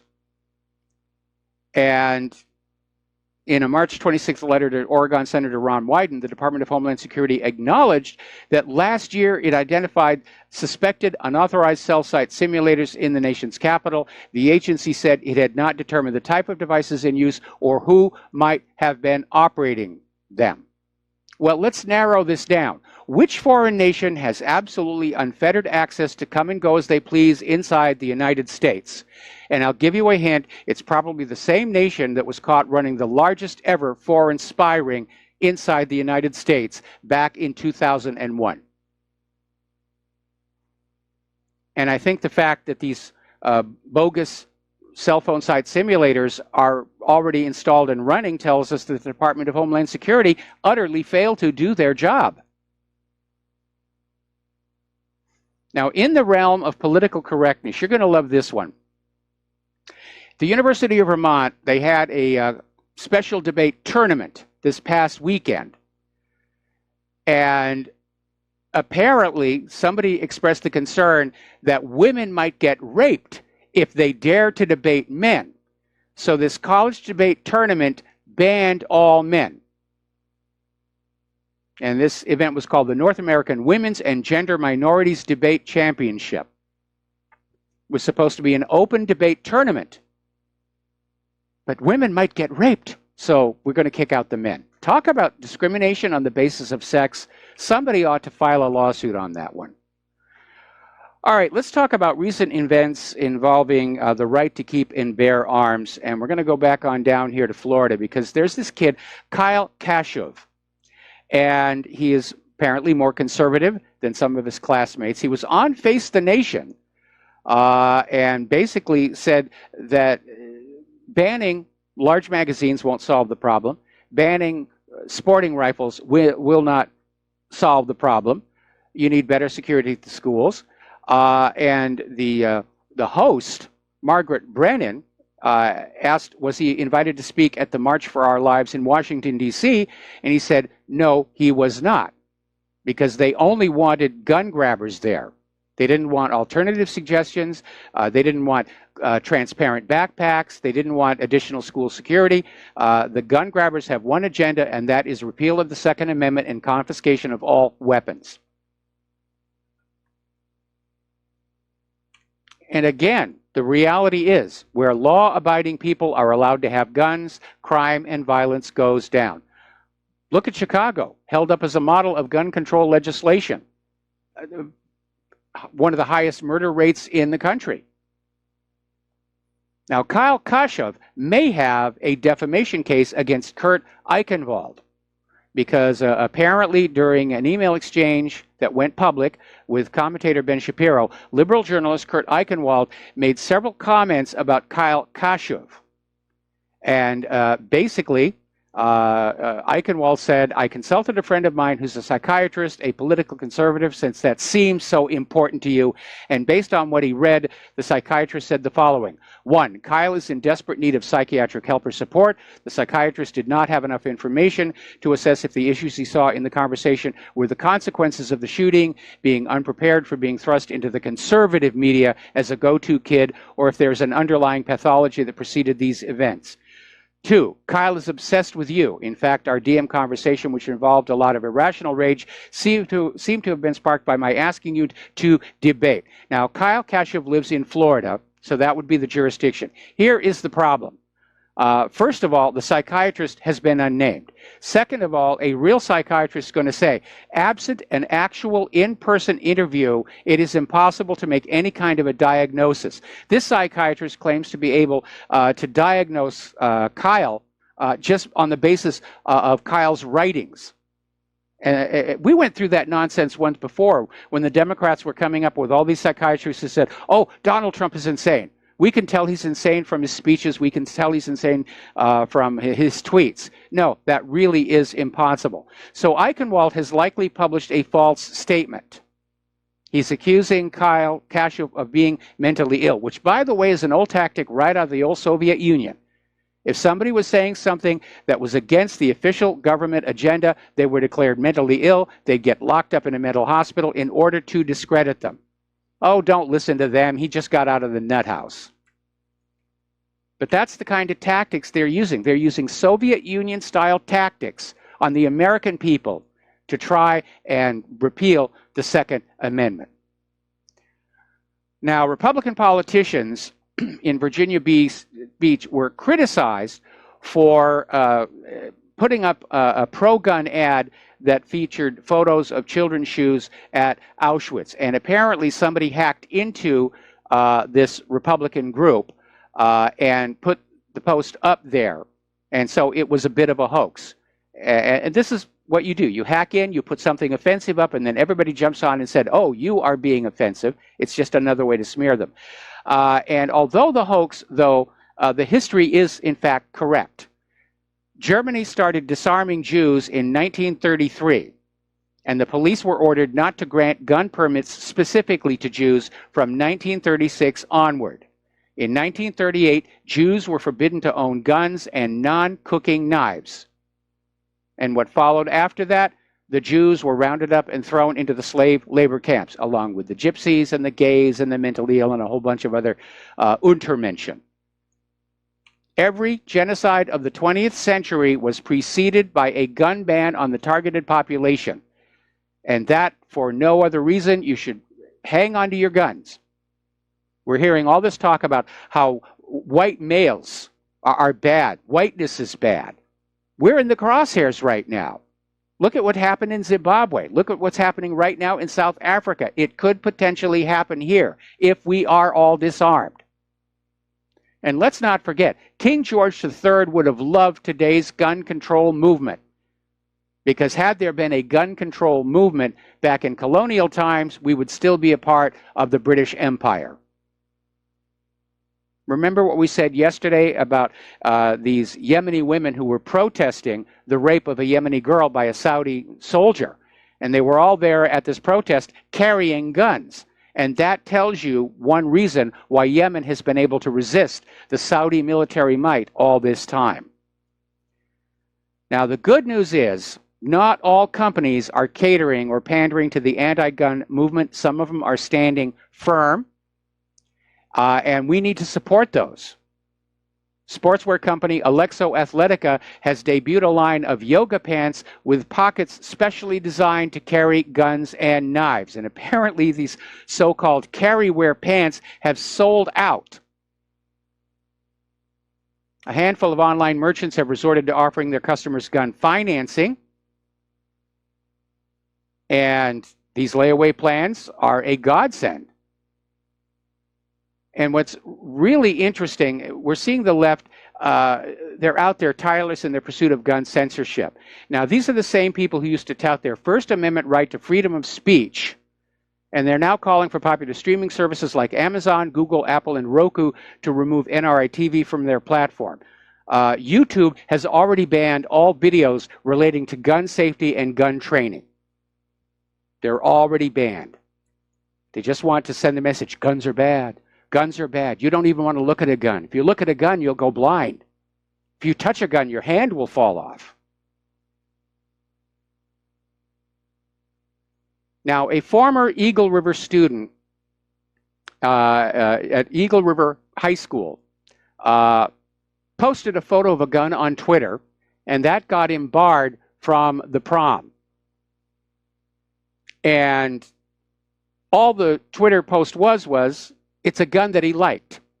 A High Point model 4595, a 45 ACP semi-automatic rifle. It wasn't directed toward anybody, wasn't talking about violence. He was just sharing what he liked. And what's really odd about this is this took place in Alaska. And in Alaska, guns are quite common due to how many people hunt and the need to protect oneself and livestock from wild animals. If you look at any of these shows that are reality shows up there in the Arctic, you'll see guns everywhere. And so the idea that this Alaskan high school banned this guy from the prom for putting up a photo of a gun he wanted to own, that really does tell you that the entire educational system of the United States has been co-opted by the liberal Democratic gun grabber agenda. Now, David Hogg is out there screaming and crying about Laura Ingraham. Laura apparently did a story about how a lot of colleges have turned down his application for attendance. Apparently they don't want to get tangled up in the controversy. And David Hogg just went totally ballistic, demanded an apology from Laura Ingraham, which she gave him, which I think was a mistake because she was reporting the news on this situation. So now David Hogg and his cult, which is what it really is, they're going after all of Laura Ingraham's advertisers, and right now they're targeting Arby's. We're going to boycott Arby's because they supported Laura Ingraham, who pointed out that I can't get into colleges. So that does it. After the show today, I'm getting lunch at Arby's, and I suggest you all do the same and tell them why. Very interesting little article here. USA Today, and it's talking about this debacle down in Florida where the widow of Omar Mateen, who we are told killed 49 people in his attack on Orlando's Pulse nightclub in June of 2016. And it was the biggest terrorism case of the year, and it imploded thanks to FBI misconduct and deceit. The entire case was based on the FBI's claim that Noor Salman had signed a confession after being interrogated for 18 hours, and the confession was drafted by an FBI agent. And apparently she was threatened that unless she signed this confession, that the government was going to take her child away. She's got an infant son, and they said, you sign this or you never see your kid again. That sounds to me like a kidnapping and extortion case right there. Now, Solomon only has an IQ of 84, and she had denied during the 18 hours of the interviews that she had any knowledge of what was going on. But she was coerced into signing this confession. And so the FBI went into this court with the biggest terrorism case of the year, and when the jury heard what had really gone on down, they said no. And so now the FBI has been caught once again, framing innocent people to get terrorism headlines. And it's a legitimate question. How do we trust the FBI after this? How could anybody trust the FBI? And this is not just one occurrence. The FBI helped frame James Earl Ray. Go back and study the history of COINTELPRO, or Ruby Ridge, or Waco, Texas, or the Oklahoma City bombing. You have to be a fool to trust the FBI. And let's not forget, the father of Omar Mateen was an FBI informant. That came out in this court case. So the idea that this guy was going to go in and shoot up this nightclub and nobody expected it to happen, he was set up. He was the patsy. Because every time there's a false flag terror or gun attack, somebody has to be sacrificed. That's the patsy, preferably a dead patsy. All right, we're going to take another break for commercials, and we will be right back. Aloha, America. Welcome back to our show here. Now, over in Germany, the head of Germany's second largest police union has responded to recent reports of anti-Semitism in the schoolyard by saying that authorities should be allowed to take children away from anti-Semitic parents. And of course, the government gets to decide if they're anti-Semitic or not. And don't forget, Israel's agenda is to blur the line between anti-Semitism and criticism of the actions of Israel's government. So what they're really talking about here in Germany is if parents criticize what Israel is doing in Palestine or the actions of the Israel lobby in their country, they are at risk of having their children taken away. Talk about a dictatorship. And again, anti-Semitism is an unreasoning hatred of people for having Semitic ancestry. That's it. That's the textbook definition. But we're not talking about people who hate Semites just for being Semites. We are talking about people who have a legitimate criticism of the actions of the few individuals at the top of the Israeli government and what they are doing to their neighbors and indeed the rest of the world. Now, I don't know what the free speech laws are in Germany, but I know here in the United States of America, our First Amendment, which, by the way, the Israel lobby really hates, they're trying to lobby for a Palestinian exception to the First Amendment. But we have a right to criticize the actions of government, anywhere in the world. Certainly we're being encouraged to criticize anything that Russia does or North Korea does.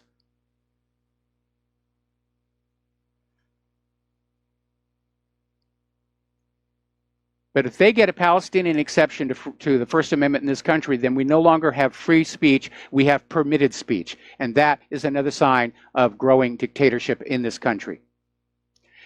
Now, the other day we were talking about this coordinator counselor in Bridgeport, Connecticut High School, Carl Lemon. And he was basically out there saying that he just wanted to execute white people. And apparently a teacher heard this guy say he couldn't wait for the Panthers to give the okay and a revolution begins. Well, he finally got arrested and he's been suspended. And yeah, it should be. We don't need a race war. But at this point, it looks like, again, it's a repeat of what happened back during COINTELPRO. The U.S. government deliberately inciting black against white hostility to keep everybody angry with each other and not paying attention to what the government was doing. And they're doing it all over again. And the extent to which they're doing it suggests that they're much more worried about hiding things today than they were back in the 1960s. Meanwhile, according to the latest poll, 82% of Americans believe the United States has become an Orwellian dystopia in which the government spies on our every move. If that many Americans are aware of that, it means we in the independent media are winning the war with the corporate media. We're getting the truth out there. The truth is known. And I think that's a really good thing. Another poll conducted by Monmouth University is showing that 77% of Americans think that the corporate media is guilty of fake news. And that, too, is a very positive sense.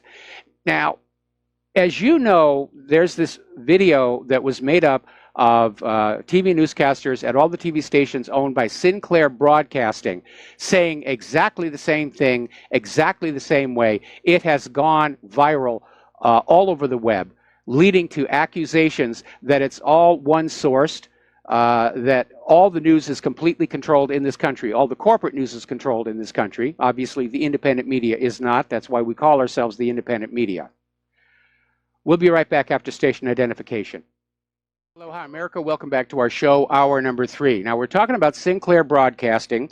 We're talking about this video that was put together from newscasts at all the small local stations owned by Sinclair Broadcasting, in which the newscasters are saying exactly the same thing, exactly the same way. Now, this isn't really a surprise because Conan O'Brien has been doing this as a comedy shtick on his program for quite some time now. But for some reason, this particular video let's see. Okay, this particular video has gone viral and has fueled the view that all of corporate media is under control from a single source. And so now, in what I view as a very alarming sign, Donald Trump is defending Sinclair Broadcasting and basically saying that, yeah, it's okay, it's all the same news, it doesn't really matter. Well, this goes against how media was originally set up in the United States of America. Originally, there were laws to limit ownership of media in the same market, so that no one entity owned all the newspapers or all the radio and then later on all the TV, in order to preserve a diversity of opinion. So you would have a liberal newspaper, you would have a conservative newspaper, you would have a liberal radio station, you'd have a conservative radio station, and both sides of the argument had equal access to print and airtime so that the American people could be fully informed and make good choices in the best Jeffersonian sense of the word. But over time, going on back to, well, it started really accelerating during the first Iraq War, where the U.S. government went to the largest media corporations that were being limited by laws as to how much media they could own. And they said, look, if you will cover this war the way we want it to be covered, then we will rescind those laws limiting your ownership. And that's exactly what happened. And these large media concerns began gobbling up the small independent TV, radio, and newspapers all across the country, to the point where today it is all one monolithic lump being controlled from the top. And I find it very alarming that Donald Trump, who felt the wrath of this organized corporate media in 2016, is all of a sudden on their side. It's another indicator to me he's not really in control.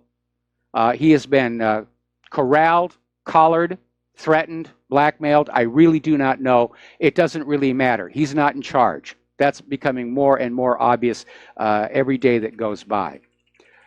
Now, Facebook, despite its recent scandals, is still on out there doing some pretty ridiculous and damaging things. Facebook has rejected an advertisement by a Catholic college for an online theology program, declaring that the ad contained shocking, sensational, or excessively violent content. The image in question is an image of Jesus on the cross. And according to the university's web communications director, Tom Crow, Facebook rejected the ad, stating, your image, video, thumbnail, or video can't contain shocking, sensational, or excessively violent content. Maybe this is Zuckerberg's way of celebrating Passover. This one's just a little bit out there. For people who still hold any modicum of respect for our judicial system just because they wear those funny-looking robes here. Over at the New York Court of Appeals, they have had to suspend a Suffolk County District Court judge, Robert Sekeli, who was arrested last week and charged with burglary after he was caught with women's underwear that he allegedly stole from a private residence. Kinky. Our nation is going crazy. The lunatics really are in charge of the asylum. Now, do you remember the affluenza teen? This is a guy named Ethan Couch, and he was arrested for drunkenly plowing his vehicle into a group of people, assisting a stranded driver in 2013, killing 4 people. And his defense attorney and a psychologist declared that this teenager suffered from affluenza, which was a condition in which you're so rich that you don't know right from wrong. And it upset a lot of people. It touched off a conversation about privilege, and it made Couch famous. And in the end, he didn't get locked up for killing 4 people, but for violating probation years later. He never went to jail for the original crime. He was put on probation. He violated probation. They threw him in jail. He's out again now. Now, when this kid hit these people, he had a blood alcohol level 3 times the legal limit, as well as weed and Valium in his system. Now, just imagine for a moment that you're out there on the roadway you have been drinking heavily, you have 3 times the legal limit of alcohol in your bloodstream, you've been smoking marijuana, you've been taking Valium, and you have an accident. Do you think you're going to get probation? It really does show that the ultra-rich are being treated differently by our system. We have become feudalist. There's the serfs, which is you and I and pretty much everybody we know. And then there's the nobility, like this Ethan Couch, who are allowed to get away with things because they are the nobility. They have, after all, money. And money is the only measure of a human being in our society. All right, we're going to do a shout out now to our honor affiliates who are just now rejoining our network. And yeah, we know people who've gotten away with murder because they're rich, or there's a lot of money that depends on their continued freedom. It's kind of interesting all these years later to be checking out at the local supermarket and to see these tabloids finally owning up to the fact that Natalie Wood's drowning was not an accident and that Robert Wagner is the person of interest in that death. Well, there were only 3 people there: Natalie Wood, Robert Wagner, and Chris Walken. Now, Mark Zuckerberg is admitting Facebook scans the contents of all your private messenger texts. If you are using the Facebook app on your smartphone, Facebook is scanning all of your private text messages to siphon off more data for their database. This is the latest blow to hit an already scandal-plagued company. And people are starting to get off Facebook. Now, let's see. Where's the one about Chrome? I hope I didn't lose that one. All right, let's get on back here. This is an interesting little story about how some of these smart devices inadvertently can lead to some good. Now, apparently, there was a situation where a woman was killed, and the woman was Mima Nilsson, and the daughter claimed that the home had been invaded by criminals, that the mother had begged with them for hours to spare their lives, and then the bad guys had killed the mother and left.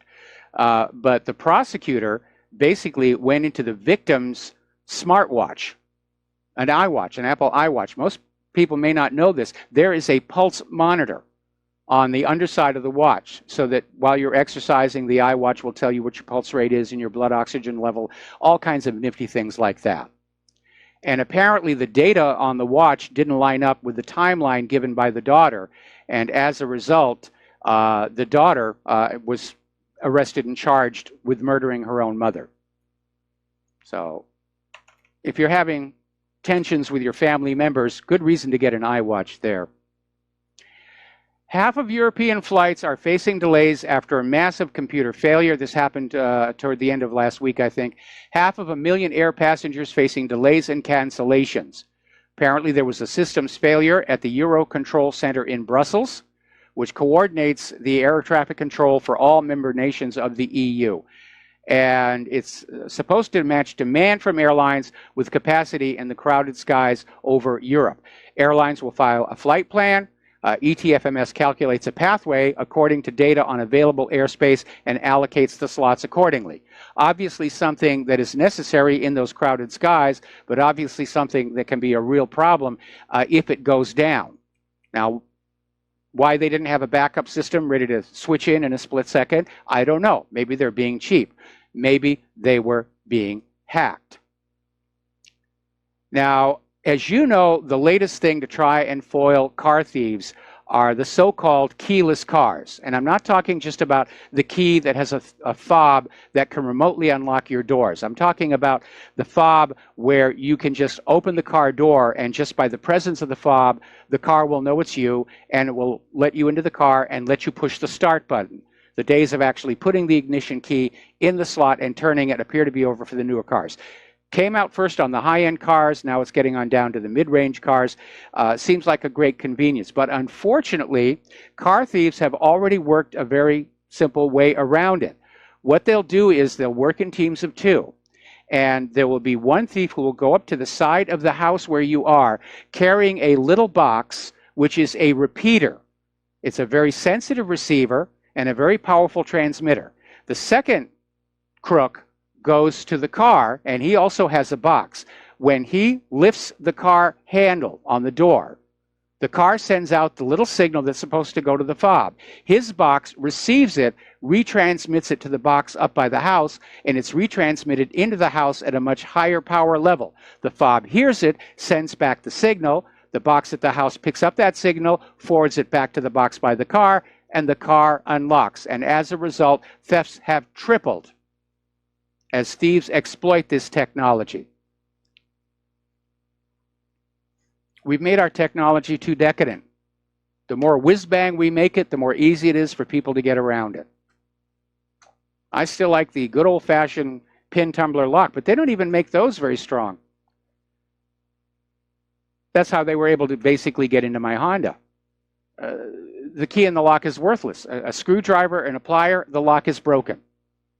Even on the club. We had a club on that car. Those are easy. They're basically sold to make people feel their car can't be stolen. Obviously, it didn't work. Now, I know a little bit about locks because years ago when I was a professional magician, I spent a little of my time, pardon me, learning to be an escape artist and learning how to open locks and learning how locks work. And I got to see all kinds of locks from the very good ones down to the very cheap ones. And I remember going into one of the big box retailers, I'm not going to say who it was, and just noticing they had a nice line of very ornate front door latch and lock assemblies, and noticing that the cylinder where the pins were was actually made out of plastic, and just wondering, what were these people thinking? And car locks, given how much of a problem car theft is, car locks ought to be very heavy duty. They really ought to be. But everybody's trying to manufacture the cheapest product possible, and they're manufacturing products that are easy to get past, easy to pick, easy to just break with a screwdriver. And as a final note on this, if you are somebody who uses locks, like especially padlocks, spend the money to get something good. Those low-end cheapies are utterly worthless. If you have an expensive bicycle, buy an expensive lock to go with it. The best are the ones that have the little cylindrical key. Those are much, much harder to pick. They can be picked, but it takes a very, very long time to do it. Get something that's case hardened. Don't get anything that's got any plastic in it anywhere. Now, the other day I was talking about the reason for cybercrime being such a major problem is lack of enforcement. Hardly anybody goes to jail. Somebody who decides on a life of crime, well, if I go rob a convenience store, there's a 1 in 30 chance I'm going to go to jail. If I rob a bank, there's a 1 in maybe 6 chance I'm going to go to jail. I don't know what the real numbers are. I'm just making them up here. But apparently, according to this story in the Daily Mail, just 1 out of every 100 crimes on the internet ends with a conviction, and 99% of the cyber criminals just basically escape justice. And it may even be worse than that, because the police commissioner says the systems couldn't cope with the traffic if all reports of cybercrime were being passed on. And apparently, City of London Police Commissioner Ian Dyson said that you are more likely to have money taken from you online than you are in the street. And the officers, who's also been a victim of card fraud, said that some online scams are so simple to set up, he questioned why any criminals would ever bother to rob a bank again. Intel is now admitting, we're going to go ahead and open up the phone lines now. Intel is now admitting that it's not going to be possible to fix that Spectre V2 flaw in some of their processors. They haven't been able to find a way to patch around that vulnerability. And every patch they've tried to put in there has slowed the processor way down. And more to the point, in some cases, it's bricked the devices. Apparently, security researchers at Embeddy have disclosed a critical vulnerability or a possible NSA-mandated backdoor in Cisco iOS software and Cisco iOS XE software that could allow an unauthenticated remote attacker to execute arbitrary code, taking full control over the vulnerable network equipment and intercept traffic. Now, Embeddy has published technical details and proof of concept after Cisco released patch updates to address this. I don't know about you, but I get really tired of constantly patching and updating everything. Sometimes I think that somebody ought to just come up with a design that is simple and elegant and is known to be, secure, and then just burn it permanently into the silicon with no writable memory anywhere. Now, over at Appnik and Cloudflare, they have announced a new service to protect people who do not want their internet browsing history being sold. They've set up a new DNS resolver service. It's simply 1.1.1.1. Now, DNS stands for domain name service. And when you go to a browser and you type in whatreallyhappened.com, your browser goes to a DNS resolver and says whatreallyhappened.com, at which point the service sends back the actual physical IP of the machine on which the website runs, 65. Blah, blah, blah, blah, blah, blah. But if you're going through a DNS resolver service that is owned by, for example, Google, and Google does run one, or Facebook, or your local ISP, they are free to scan your browsing history and see what websites you are visiting and sell that information to marketers. And especially for those who enjoy a little adult entertainment late in the evening, you're probably not wanting them to know that. So good for Appnik and Cloudflare. All right, let's take a few phone calls here. Jeff in Georgia, aloha. Welcome to the show. What's on your mind? Michael, great show as usual. Thank you. I've called in many times and talked about how the banking oligarchy is trying to take away our free speech, and because of their ownership of the media, is just creating ethnic and racial strife, which as Christians we have to oppose this. But yesterday, to show you the deception, I've called in before about the Russian hoax, and I've stated, and I think you may have disagreed with me, that I believe that it's this same oligarchy that created the Russian hoax. I mean, they had players like Mueller and Rosenstein, but yesterday they sentenced a Dutch man, Alex van der Swal, to 30 days in prison. Interestingly, he had ties to Manafort or one of them guys, but that guy had a tie back to a Ukrainian billionaire. Well, van der Swal's wife is hooked in. I mean, van der Swal's wife is the daughter of a billionaire, and she's either Ukrainian or Russian. Michael, Jeff, you've only got a few seconds left. You got to get to the point. Okay, the point is it's another false flag. Thank you. All right. Well, we know that they're lying about Skripal being the fault of the Russians. It definitely is. Anyway, we're going to take another break for commercials. We got a couple more callers waiting on the line, and we will be right back. And aloha, America. Welcome back to the show here. We're going to go right back to the phones. Chuck in Texas. Aloha, Chuck. Welcome to the show. What's on your mind? Chuck, are you there? Going once, going twice. Okay, let's move on to Steve Elkins. Steve, welcome back to the show. What's on your mind? The case back in 2013, the affluent teen that got away with the murdering of 4 people, which brought back April 6th is the opening of the new movie at Chappaquiddick. You being a Hollywood buff, I wondered if you were planning on watching the movie. Not really, because like so many other Hollywood movies about historical events, it's going to be an attempt to rewrite the history and then cement that mythologized version into the minds of the public.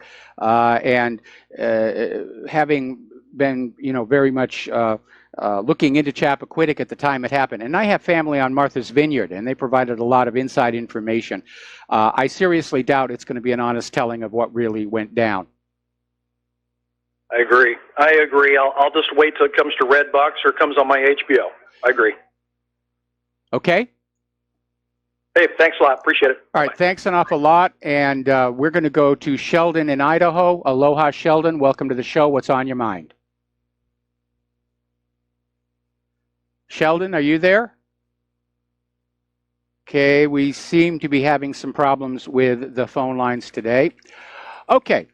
Now then.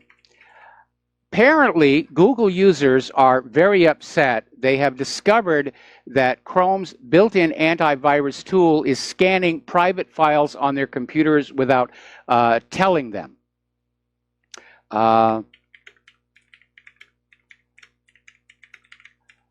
There we are. Now then, apparently there is a tool called Chrome Cleanup Tool. Now, this was a browser component added in 2014 to scan and remove malicious or resource-heavy software.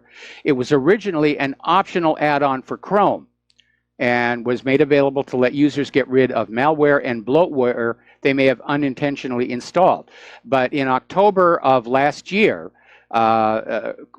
Google rebranded it and made it a compulsory part of the Chrome installation without users' knowledge. Now, that, I think, is going to upset a lot of people. It has upset a lot of people, both because of wondering just what Google is siphoning out of all the files on our computers, and also because Chrome has a reputation for being a resource hog. You can have a single Chrome window open, and if you go into the task manager, you will see multiple Chrome processes running at the same time. So as far as I'm concerned, it's time to find another browser. All right, let's take some more phone calls here. We're going to start with Rick in North Carolina. Aloha, Rick. Welcome to the show. What's on your mind?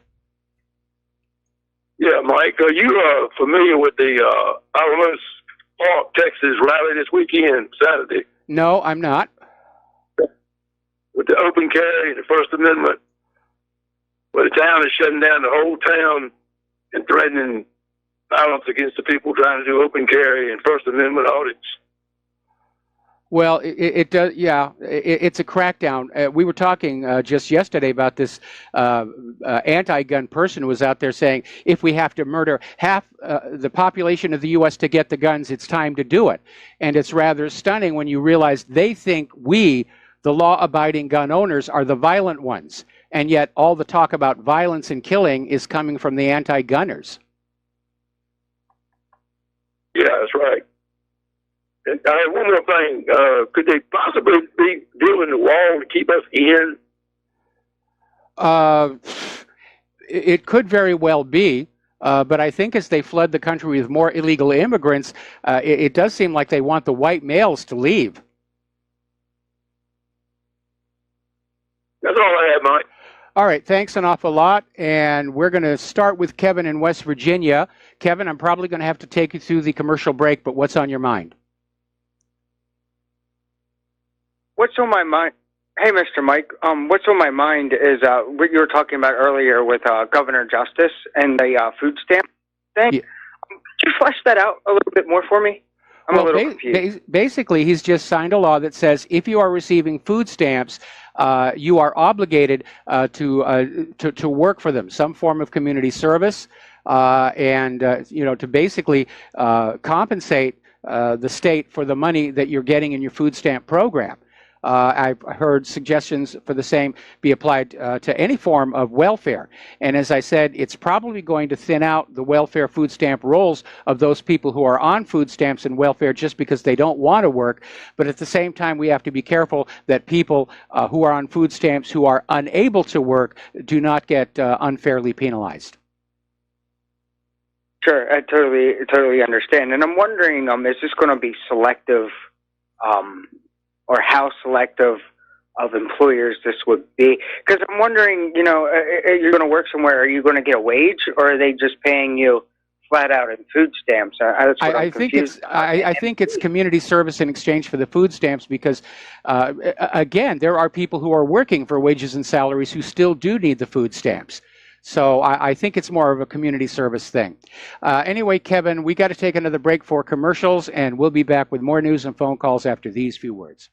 Aloha, America. Welcome back to the show. Let's go back to the phones here. Jeff in Minnesota. Aloha, Jeff. Welcome to the show. What's on your mind? Long time since I talked to you, but I really like how you're, you go right to that link and you go right to the YouTube and you get it right on your show. So it's pretty cool. There's a bunch of times that I couldn't get through or couldn't get to your show, but I want to talk about the concept of, there's a lot of this stuff called shadow blocking or shadow banning. Shadow banning. Okay, so there's a concept in the taxi business that back in the days when they were on the radio, if a guy didn't have his financial affairs with the business office, no matter where he called in from, his box was blocked. And this is the whole thing about the world now. You can't get out. Your box is blocked. Yeah, and that's all these algorithms in charge. Yeah, it really is a deplorable state of affairs, and it's kind of interesting where you have the liberals who are out there defending the censorship of Google and Facebook and Twitter, saying, well, they're private companies, they're allowed to do business with whoever they want and not with who they don't want, and yet these are the same liberals who went after that baker who didn't want to bake a wedding cake for a lesbian couple. And it's another example where the liberals don't really have a philosophy of any kind. It is simply, this is what I want, when I want it, and that should be a force of nature. Yeah, so, well, anyway, it's been a long time. I haven't called in for a while, but your show's coming in pretty good, when you hit the link from the webpage and it goes over to YouTube and fires right up, and then if I can't catch it, or I go back and listen to the archives. So it's working. Well, thank you very much. Yes, YouTube did fix the streaming page today. I don't know what happened yesterday, but it is running normally today. All right. Well, thank you very much for the phone call, and we're going to switch over to Chris in Nevada. Aloha, Chris. Welcome to the show. What's on your mind? Yeah, Mike. I think that Trump should go ahead and side with the Mexicans' view on the immigration issue. Okay. Well, yeah, I think he should agree with them so much that he should just make our laws identical to theirs. I've been saying that for a long time, to all these people who say open borders, everybody has a right to go. It's not fair to the Mexicans. And I'm saying, all right, let's be fair. Let's have an exact mirror of Mexico's immigration laws. Because if you go down to the border with Mexico and you walk across that border without permission, you don't get free stuff. You don't get transportation to some place where they need your vote. You don't get to vote. You don't get a job. You get arrested. You get put in jail. Right. Honestly, from the mid 80s on, all the immigrants, people coming in, the illegals, they knew that the government was not going to enforce. They knew it. They started going back and forth. They started some long term. If they do something bad, they go back home for about a year or two and then come back. I mean, they've used this country. They laugh at the citizens, us, like we're soft and we're pathetic. And the whole world laughing at our immigration laws. Now all of a sudden, somebody, now they're trying to push back because, they say, hey, wait a minute, this is not supposed to be happening. These people are supposed to be just bending over backwards for us. And now all of a sudden, we have to actually make an effort. Anyway, that's the thing about that. But Mike, I really have an issue with it. Something that you said yesterday with the teachers. Okay, I have a problem with the military, the law enforcement, but especially the teachers, because these are the foot soldiers that have brought us to this point. Even though maybe the military's the guys going in not knowing that they're going to be fighting for something that they didn't think that, they thought they were fighting to defend us. But after the first time tour of duty, they should know. And after that, it's all about maybe it's just an adrenaline rush or something. And then police, but the teachers to me are the worst because they're the ones that have been following this agenda by the people over them. That, we're going to bring this country down. We're going to use you to indoctrinate the young people. Well, I need to play devil's advocate here, and this is because I've been a teacher myself. It isn't the teachers themselves. They are constrained by the school administration and school policy. And I learned that the hard way when I was teaching remedial math at a high school in Southern California many years ago, long before I met the lady Claire. And I did it for just 1 year. And after that, I said, this is definitely not what I want to be having to deal with for the rest of my life. Right. And what it was is, during the course of the school year, I collected around me some young students who were very enthusiastic about learning math. And so during lunch break, we would all sit in my classroom and I'd start to teach them about slide rules, which tells you just how long ago I'm talking about here.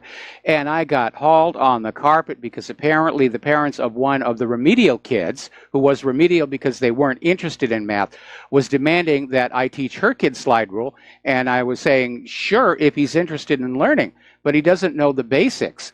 And so I was told, no, I couldn't teach anything outside the curriculum because the political necessity was you give all the kids an equal education, meaning that the smart kids were being dragged down to the level of the dumb kids, and I really couldn't go along with that. I'm sure that a lot of people go into teaching with very good, noble motives. Same thing for police, same thing for medicine, but the system eventually does corrupt them, or they leave, which is what happened in my case.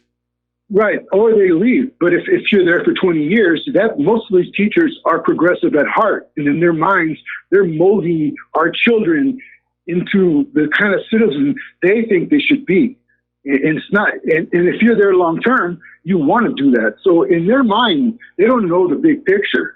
They're just pushing whatever little motivation they have. But the big picture is that they are corrupting our generation. And it's interesting that you had that article about that with that Hungarian, politician that was talking about how the world government was molding the people into being that way. It's interesting because the Eastern Bloc countries got in late to the UN NATO thing. So they didn't get the full indoctrination of a generation that the other countries got. So that's why they still have some sense, I think. Well, that's a good observation. That's a good observation. But again, I want to step back, and in defense of the teachers, some teachers are progressive. I certainly wasn't when I was teaching, either in California or at UH. But I kept my politics out of the classroom. That's not what I'm being paid to do. But the progressive liberal stance of America's public education was hard-coded into the system through Common Core. And teachers who refused to go along with that were very much penalized, regardless of what their personal political convictions were. So it's not really fair to say that the teachers were being progressive. It's much more accurate to say these are teachers who are working for a progressive system. Either way, they're still the foot soldiers that are getting it done for the elite. Mike, well, the way we counter that is we have to arrange for a world where parents are able to spend more time with their children and say, this is what's really going on. I mean, the fact that we have conservative students out of Parkland who are out there talking about support for the Second Amendment tells us that those teachers really aren't as effective as they imagine they might be in selling the liberal agenda. Anyway, Chris, I need to let you go. Got other callers waiting on the line and more news to get through for the end of the show. So let's switch over to Chuck in Texas. Chuck, aloha. Welcome to the show. What's on your mind? Mike, sorry I had to drop earlier. I'm doing one of those jobs that white guys won't do. I'm laying concrete in my backyard. Okay. Anyway, wanted to point something out here. When we talk about the census and Trump coming out with this new question on the census, I remember writing extra questions on the census. Yes. Remember last census? We were real upset. Let us not allow than to come up with a Trojan horse. We must remember what we stood for before and not let them move the Overton window to where we suddenly are accepting it. And there's two other items, and darned if I can remember what they are. Well, Chuck, before you move forward, go back to your Constitution, which is what authorizes the census. And it says the purpose of the census is to draw the district boundaries for the House of Representatives. Now, those boundaries are supposed to be around legal American voters, not illegals. And so in order for the census to carry out its constitutional duty, the citizenship of the people being surveyed has to be known. That's just common sense. I agree that some of the other questions that were being asked were very inappropriate invasions of privacy. It was all for various and sundry research purposes, or total information awareness. But if you understand the purpose of the census itself in the Constitution, the citizenship of the person that is responding to the census has to be determined. Because if they're a citizen, they count toward the drawing of the district boundaries. If they're not a citizen, they don't count. Call me embarrassed. I just got my butt handed to me. I didn't mean to be rough about it. I'm sorry. I'll send you a MyPillow or something. Okay. Great point. Great show as always, buddy. I'll talk to you later. All right. Thanks an awful lot. All right, a little bit of news from outer space. The SpaceX cargo capsule arrives at the space station with tons of supplies, 3 tons of supplies and science gear. And apparently they've got reusable spacecraft. The same capsule previously visited the ISS in April of 2016. And this is the second mission for the Dragon booster. And apparently SpaceX has now reached their goal of being able to cycle a launch 1 every 2 months. So, boy, they are doing some really amazing work. I saw a show the other night, I think it was on Smithsonian, America's Space Billionaires. And even though we may not agree with how some of them got to be billionaires, I have to admire their commitment and their vision to saying, let's go back out into space. And they're now starting to do the job that NASA should be doing, but as long as it's getting done. All right, another phone call. Tony in Texas. Aloha, Tony. Welcome to the show. What's on your mind? Thank you. I was looking at the UK Daily Mail, and this Nassim, the YouTube shooter, they're suggesting that he is a transgender. And they've got photos. I mean, he's got the Adam's apple, big hands. Oh, well. So, wanted to let you know. It almost seems irrelevant at this point. The question I want to know, the question to me is far more important than whether Nassim was transgender, is whether she was on prescription antidepressants. Because I understand how angering and frustrating it is to have a YouTube channel canceled. Mike Adams had his channel canceled. Richie Allen had his channel canceled. You're not seeing them driving on up to YouTube with a gun in hand. This was clearly an inappropriate, over-the-top reaction, the sort of reaction we see with somebody who's either on or withdrawing from SSRIs. And again, the family tried to warn the police, and the police, even though they found her in her car, sleeping near YouTube, they didn't do anything. They didn't intervene. It was a complete failure of the system. Can I ask you this? When police officers find a person such as this in their car for, I don't know, a day or two, sleeping, isn't it the proper protocol to search the vehicle to make sure that they're safe? Well, in this case, it wasn't over a period of a few days. It was just the one time. And I don't know what the protocol is.